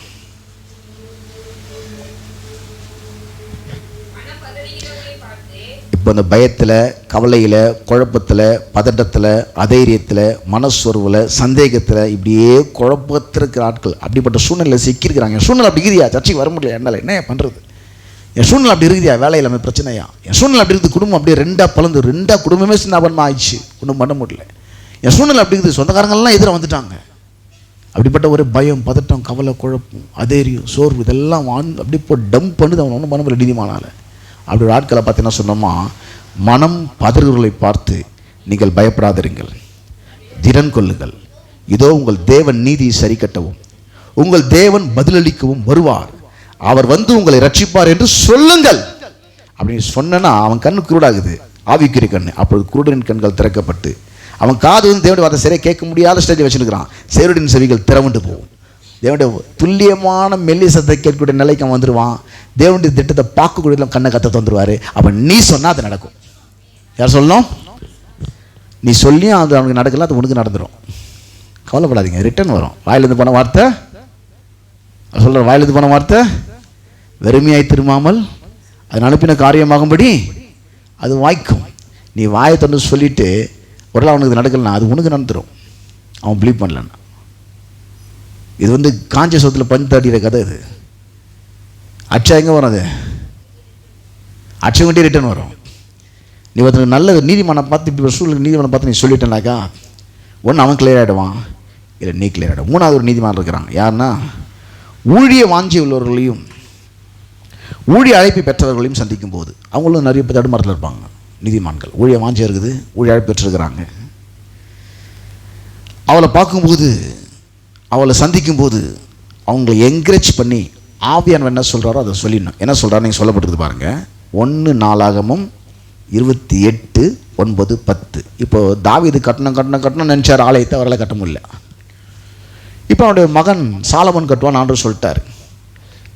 இப்போ சாலமன் கட்டுற ஸ்டேஜுக்கு வந்துட்டார், அந்த ஊழியத்தை செய்கிற ஸ்டேஜுக்கு வந்துட்டார். இப்போ இவர் சொல்கிற வார்த்தை என்ன சொல்கிறாருன்னா, என் குமார் 1 நாளாகமம் 28:9-10 வரைக்கும். 1 நாளாகமம் 28:9-10 வரைக்கும். என் குமாரனாகிய சாலமோனே, நீ உன் பிதாவின் தேவனை அறிந்து அவர் உத்தம இருதயத்தோடும் உற்சாகமானதோடும் சேவி. கர்த்தர் எல்லா இருதயங்களையும் ஆராய்ந்து நினைவுகளின் தோற்றங்களை எல்லாம் அறிகிறார். நீ அவரை தேடினால் அவர் உனக்கு தென்படுவார். நீ அவரை விட்டுவிட்டால் அவர் உன்னை என்றைக்கும் கைவிடுவார். இப்போதும் எச்சரிக்கையாயிரு. பரிசுத்த ஸ்தலமாகி ஒரு ஆலயத்தை கட்டுவதற்கு கர்த்தரை தெரிந்து கொண்டார். நீ திடன் கொண்டு அதை நடப்பி என்று சொன்னான். என்ன சொன்னா? ஊழிய வாஞ்சி உள்ளவங்க தடுமாறும் போது ஊழியத்தை நிச்சய விட்டுறாதன்னு சொல்லணும். ஐயோ விட்டுலான்னு நினைக்கிறேங்க, ஆமாங்க எனக்கு கூட அப்படி தாங்க தோந்து, ஒன்றும் வரமாட்டேன்னு விட்டுங்க சொல்லக்கூடாது. சொல்லுவாங்க நிறைய பேர், விட்டுலான்னு நினைக்கிறேங்க, ஒன்றும் நடக்கலைங்க, என்னன்னு தெரில, இருக்க அப்படியே தட்டினே போகுது ஊழியம். விட்டுறாத, விட்டுட்டு அவர் விட்டுருவார். ஒன்று ஊழியத்தை விட்டுறாத, எதை செய், என்ன பண்ணு அதை நீ. ஏன்னா அவங்களுக்கு ஊழியத்தை அவ்வளோ பிரச்சனைக்கு வரும். கொடுக்குறதுக்கு ஆள் இருக்காது, என்கரேஜ் பண்ணுறதுக்கு ஆள் இருக்காது, சப்போர்ட் பண்ணுறதுக்கு ஆள் இருக்காது, குறை சொல்கிறது தான் நிறைய பேர் இருப்பாங்க. இப்படி நாட்கள்லாம் அங்கே இருக்கும். இவங்கெல்லாம் சமாளிச்சுன்னு ஊழியம் பண்ணணும். அவங்க தடுமாறும் ஊழியத்தில். அப்படிப்பட்ட தடுமாற்றமான சூழ்நிலைகள் வரும்போது அவங்கள பார்த்து இதை சொல்லலாமா? அப்போ பார்த்தீங்கன்னாக்கா தாவீது தேவனுடைய ஆலயத்தை கட்டணும்னு நினைச்சாரு. போய் நாத்தான் தெரிவிச்சு சொல்லிட்டாரு, இதுமாதிரி தேவனுடைய ஆலயத்தில் கட்டலான்னு இருக்கிற அப்படின்னு. அவர் சொல்லிட்டாரு, கர்த்தனோடு இருக்கிற உள்ளத்தில் இருக்கிறதெல்லாம் செஞ்சுருன்ட்டார். போன உடனே சொல்கிறார், என்ன நீ இஷ்டத்துக்கு பேசிட்டு நான் சொல்கிறத போய் சொல்லாங்கன்னாரு. நான் சொல்கிறது போய் சொல்லு, என்ன சொல்லலாம், இப்போ போய் சொல்லலாம், சொல்கிறேன் போய் சொல்லு. என்ன சொன்னார்னாக்கா அதை வாசிக்கிறேன் பாருங்க. 1 நாளாகமம் 17:1-5 வரைக்கும் வாசிக்கணும். கொஞ்சம் பெரிய பேசேஜாக இருக்குது, நான் ஸ்பீடாக வாசித்துறேன். தாவீது தன் வீட்டில் 1 நாளாகமம் 17:1-15 வரைக்கும். உங்களை விட்டா இன்றைக்கெல்லாம் டைம் எடுத்துப்பீங்க, நான் வாசித்துறேன். இதை தப்பாக எடுத்துக்கூடாது, ஸ்பீடாக நானே வாசித்துறேன். 1 நாளாகமம் 17:1-5 வரைக்கும். தாவீது தன் வீட்டில் வாசமாக இருக்கிற போது அவன் தீர்க்கதரிசியாகிய நாத்தான் நோக்கி, பாரும், நான் கேதுரு வரை வீட்டில் வாசம் பண்ணுகிறேன், கர்த்தருடைய உடன்படிக்கை பெட்டியோ திரைகளின் கீழ் இருக்குது என்றான். அப்போது நாத்தான் தாவீதை நோக்கி, உடைய இதயத்தில் இருக்கிறதெல்லாம் செய்யும், தேவன் உம்மோடு இருக்கிறாரு என்றான். என்ன இது பண்ணுப்பா, கர்த்தர் கொண்டு இருக்கிறான்ட்டு போயிட்டான். உடனே ஆண்டவர் வீட்டில் அன்று ராத்திரி தேவனுடைய வார்த்தையை நாத்தானுக்கு உண்டாகி அவர், நீ போய் என் தாசனாகி தாவீதை நோக்கி கர்த்தர் சொல்லுகிறது என்னவென்றால், நான் சொல்கிறத போய் சொல்லிப்போ. அதுக்கு பதில் என்ன சொல்லணும்? நான் உனக்கு வாசமாக இருக்க நீ எனக்கு ஆலயத்தை கட்ட வேண்டாம். அவன் சொல்லணும், ஆலயத்தை கட்டுறான், நீ கட்ட தேவையில்லைன்னாரு. நீ கட்டுறதுக்கு தேவையில்லை, அதுக்கு இன்னொரு ஆள் ரெடி பண்ணி வச்சுக்கிறோம் குமார்னு, அவன் கட்டுவான். நீ ஆலயத்தை கட்ட வேண்டாம். நான் இஸ்ரவேலை வரப்படின நாள் முதற்கொண்டு இந்நாள் வரைக்கும் நான் ஒரு ஆலயத்திலே வாசம் பண்ணாமல் ஒரு கூடாரத்து மறு கூடாரத்துக்கும் ஒரு வாசத்து மறு வாசலுக்கும் போனேன். நான் சகல இஸ்ரவேலரோடும் உலாவி வந்த எவ்விடத்திலாகிலும் நான் என் ஜனத்தை மேய்க்க கற்பித்த இஸ்ரவேலின் நியாயாதிபதிகள் யாதொருவனை நோக்கி, நீங்கள் எனக்கு கேதுரு மரத்தால் செய்யப்பட்ட ஆலயத்தை கட்டாதிருக்குது என்ன என்று யாதொரு வார்த்தையும் சொன்னது உண்டோ? இதெல்லாம் நான் சொல்லப்பா. இப்போ நீ என்ன சொல்ல நான் சொல்கிறேன். என்ன சொல்லணும்? இப்போ 7ஆம் வசனம் கவனவாசிங்க. இப்போது நீ தாசனாகிய தாவீதை நோக்கி, அவன் பெரிய எதுவுமே பேசிக்கிறான், நான் அப்படியே கட்டில் கேதுரு மரத்தில் உட்காந்துக்கிறேன், பெரிய ராஜா மாதிரி இருக்கிறேன், ஆலயம் இப்படி இருக்குதுன்னு ஒன்று நீ பரிதாபப்பட வேணாம். நீ எப்படி இருந்தால் நான் புட்டு வச்சிடறேன் ஒன்று. நீ எப்படி இருந்தானே உன்னை நான் விட்டு வச்சிடறேன். இப்போ உன்னை ஸ்டேட்டஸ் கொஞ்சம் வந்துச்சுன்னு ஊழியத்தை இலக்காரமாக நினைக்கிறேன் நீ, கொஞ்சம் வளர்ந்துச்சுன்னு நீ எப்படி இருந்தால் நான் சொல்கிறேன் வா உன்னை அப்படி சொல்கிறார். என்ன சொல்கிறாருன்னா, இப்போ சொல்ல வேண்டிய வார்த்தை, இப்போது நீ என் தாசனாகி தாவீதை நோக்கி சேனைகளின் கர்த்தர் சொல்லுகிறது என்னவென்றால், நீ என் ஜனமாக இஸ்ரவேல் மேல் அதிபதியாக இருக்கும்படி ஆடுகளின் பின்னே நடந்த உன்னை ஆட்டு மண்டை விட்டு எடுத்து ஆடு மேய்ச்சி நின்ற அங்கே வந்து உன்னை தூக்குனேன். நீ போன இடமெல்லாம் உன்னோடு இருந்து எங்கே போன, காடு வனாந்திரம் மேடு பாலைவனம், சவுலுக்கு பயந்து ஒன் நபர் உயிரை காப்பாற்றி அங்கெல்லாம் கூட நான் இருந்தேன். உன் சத்துருக்கெல்லாம் உனக்கு உண்பாக நிர்மூலமாக்கி யாரெல்லாம் உனக்கு ஆப்போசிட் எல்லாரும் காலி பண்ணேன். பூமியில் இருக்கிற பெரிய நாமத்துக்கு ஒத்த நாமத்தை யாரெல்லாம் அந்த நாட்டுக்கு ராஜா உன்னை ராஜாவாகிட்டேன், ஒத்த நாமத்தை உனக்கு உண்டாக்கினேன். நான் என் ஜனமாக இஸ்ரவேலுக்கு ஒரு இடத்தை ஏற்படுத்தி அவள் தங்கள் ஸ்தானத்தில் குடியிருக்கவும் இனி அவர்கள் அலையாமலும் முன்போலும் நான் என் ஜனமாக இஸ்ரவேல் மேல் நியாயத்தில் கட்டளையிட்ட நாள் முதற்கொண்டு நடந்தது போலவும் நியாயக்கிட்ட மக்கள் என்னை சிறுமிப்படாமல் இருக்கவும் அவளை நாட்டினேன். உன் சத்துருக்கெல்லாம் கீழ்ப்படுத்தினேன். இப்போதும் கர்த்தர் உனக்கு ஒரு வீட்டை கட்டுவாங்க எனக்கு அறிவிக்கிறேன். நீ ஒன்றும் ஆலயம் கட்டத்தவரை ரொம்ப பண்ணிக்காத, உனக்கு போய் வீடை கட்டிக்கும். நீ ஆடு மேய்ச்சிருந்தா தூக்கி இந்த வச்சுருந்தேன், நான் வச்சுருந்தேன் ஆடு மேய்ச்சிருந்தேன். கொஞ்சம் ஸ்டேட்டஸ் வந்தோன்னே ஊழியக்கார இலக்காரமாக நினச்சிடாத, உனக்கு ஒரு நல்ல வீடை போய் கட்டு. நான் கட்ட சொன்னேன் உன்னை, அதுக்கடுத்து ஆளை வச்சுருக்கேன். இவன் நினச்சினா, ஐயோ நான் ரொம்ப கேதிர் மட்டில் ராஜாங்கமாக இருக்கிற தேவடைய உடன்படிக்கை பெட்டி கீழே இருக்குது, எப்பா நான் ஒன்று அவ்வளோ தரங்கட்டு போல நீ ஆலயம் கட்டி தான் நான் மாதம் பண்ணுற அளவுக்கு ஒரு கூடாரத்தில் இன்னொரு கூடாரத்துக்கு போனேன்.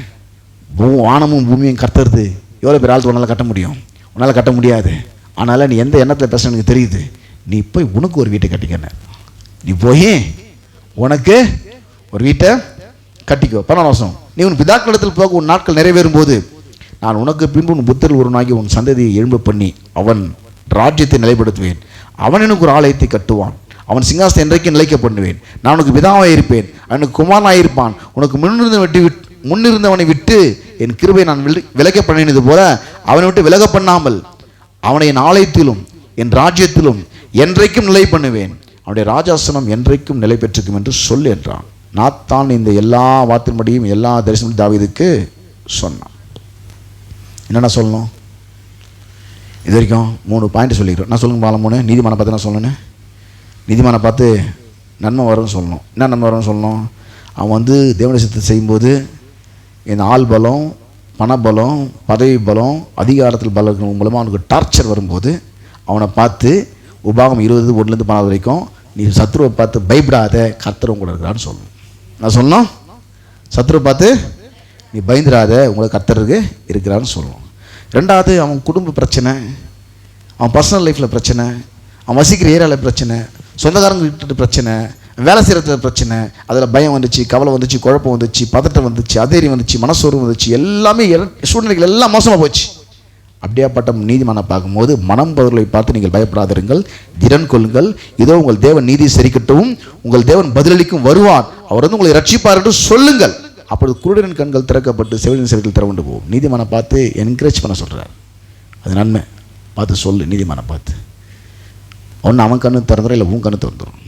3வது, ஊழியத்தை வந்து நீதிமானை பார்த்து தாவீது சொன்னான் குமாரனை பார்த்து, எப்பா தாவீதே உன்னை கரெக்ட் பண்ணி வைக்கிறப்ப தான் உன் குமாரனை ஒழுங்காக சொல்லுவேன், இல்லை உன்னோட அவனுக்கு கொஞ்சம் தலைவனை அதிகமாக பிடிச்சிடும், அதனால் உன்னே கொஞ்சம் கரெக்ட் பண்ணி வச்சுட்டு இப்போ குமாரப்பா சொல்கிறான், குமாரனாகிய சாலமோனே நீ ஆலயத்தை கட்டுப்பா, நீ விட்டுறாத, அதை என்ன பண்ணு, ஆலயத்தை நீ கட்டு, தயவுசெய்து விட்டுறாத, நீ ஆரம்பிச்சு வேலை எவ்வளோ பிரச்சனை செஞ்சிரு. 4வது, ஒருத்தன் கற்றுக்காக அதை செய்யணும்னு கத்தோட சித்தம் இருக்கும், அது கத்தோட நேரம் இருக்கும், ஆனால் அதை சட்டை பண்ண மாட்டான்.